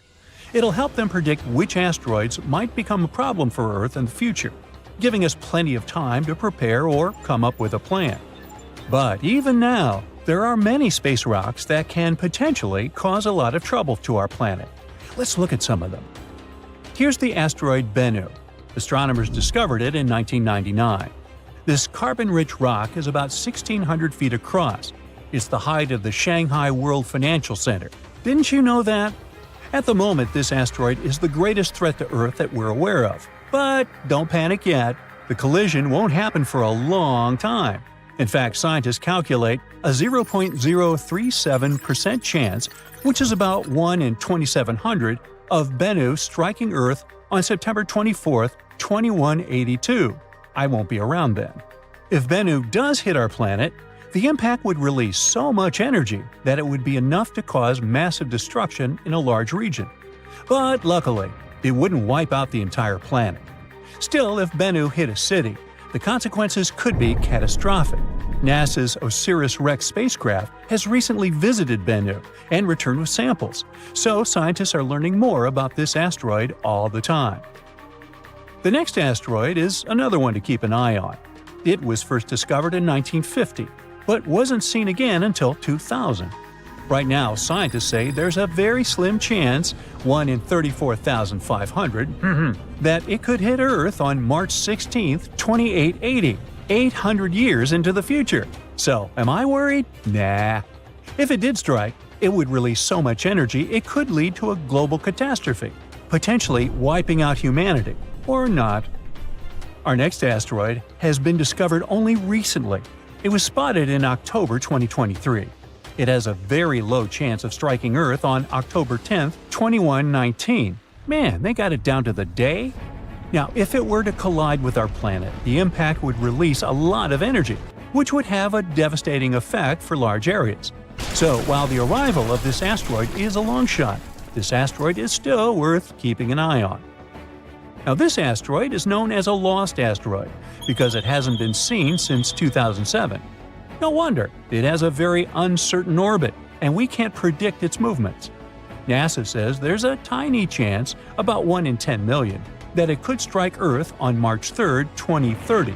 If it did, the energy released would be able to cause huge regional damage. Finally, we've got this space wanderer. On the one hand, it hasn't been seen since 1979. On the other, scientists believe that there's a very low chance that it could hit Earth on December 14, 2113. Mark your calendars. If it did, the impact would cause a lot of damage and devastation, but it would not lead to the end of humanity. Now, in any case, even though the chances of an asteroid hitting Earth are low, the consequences of such an event could be huge. That's why scientists are so focused on studying these space rocks and tracking their movements. Thanks to new technologies, we can track dangerous objects from farther away and catch them earlier. It can give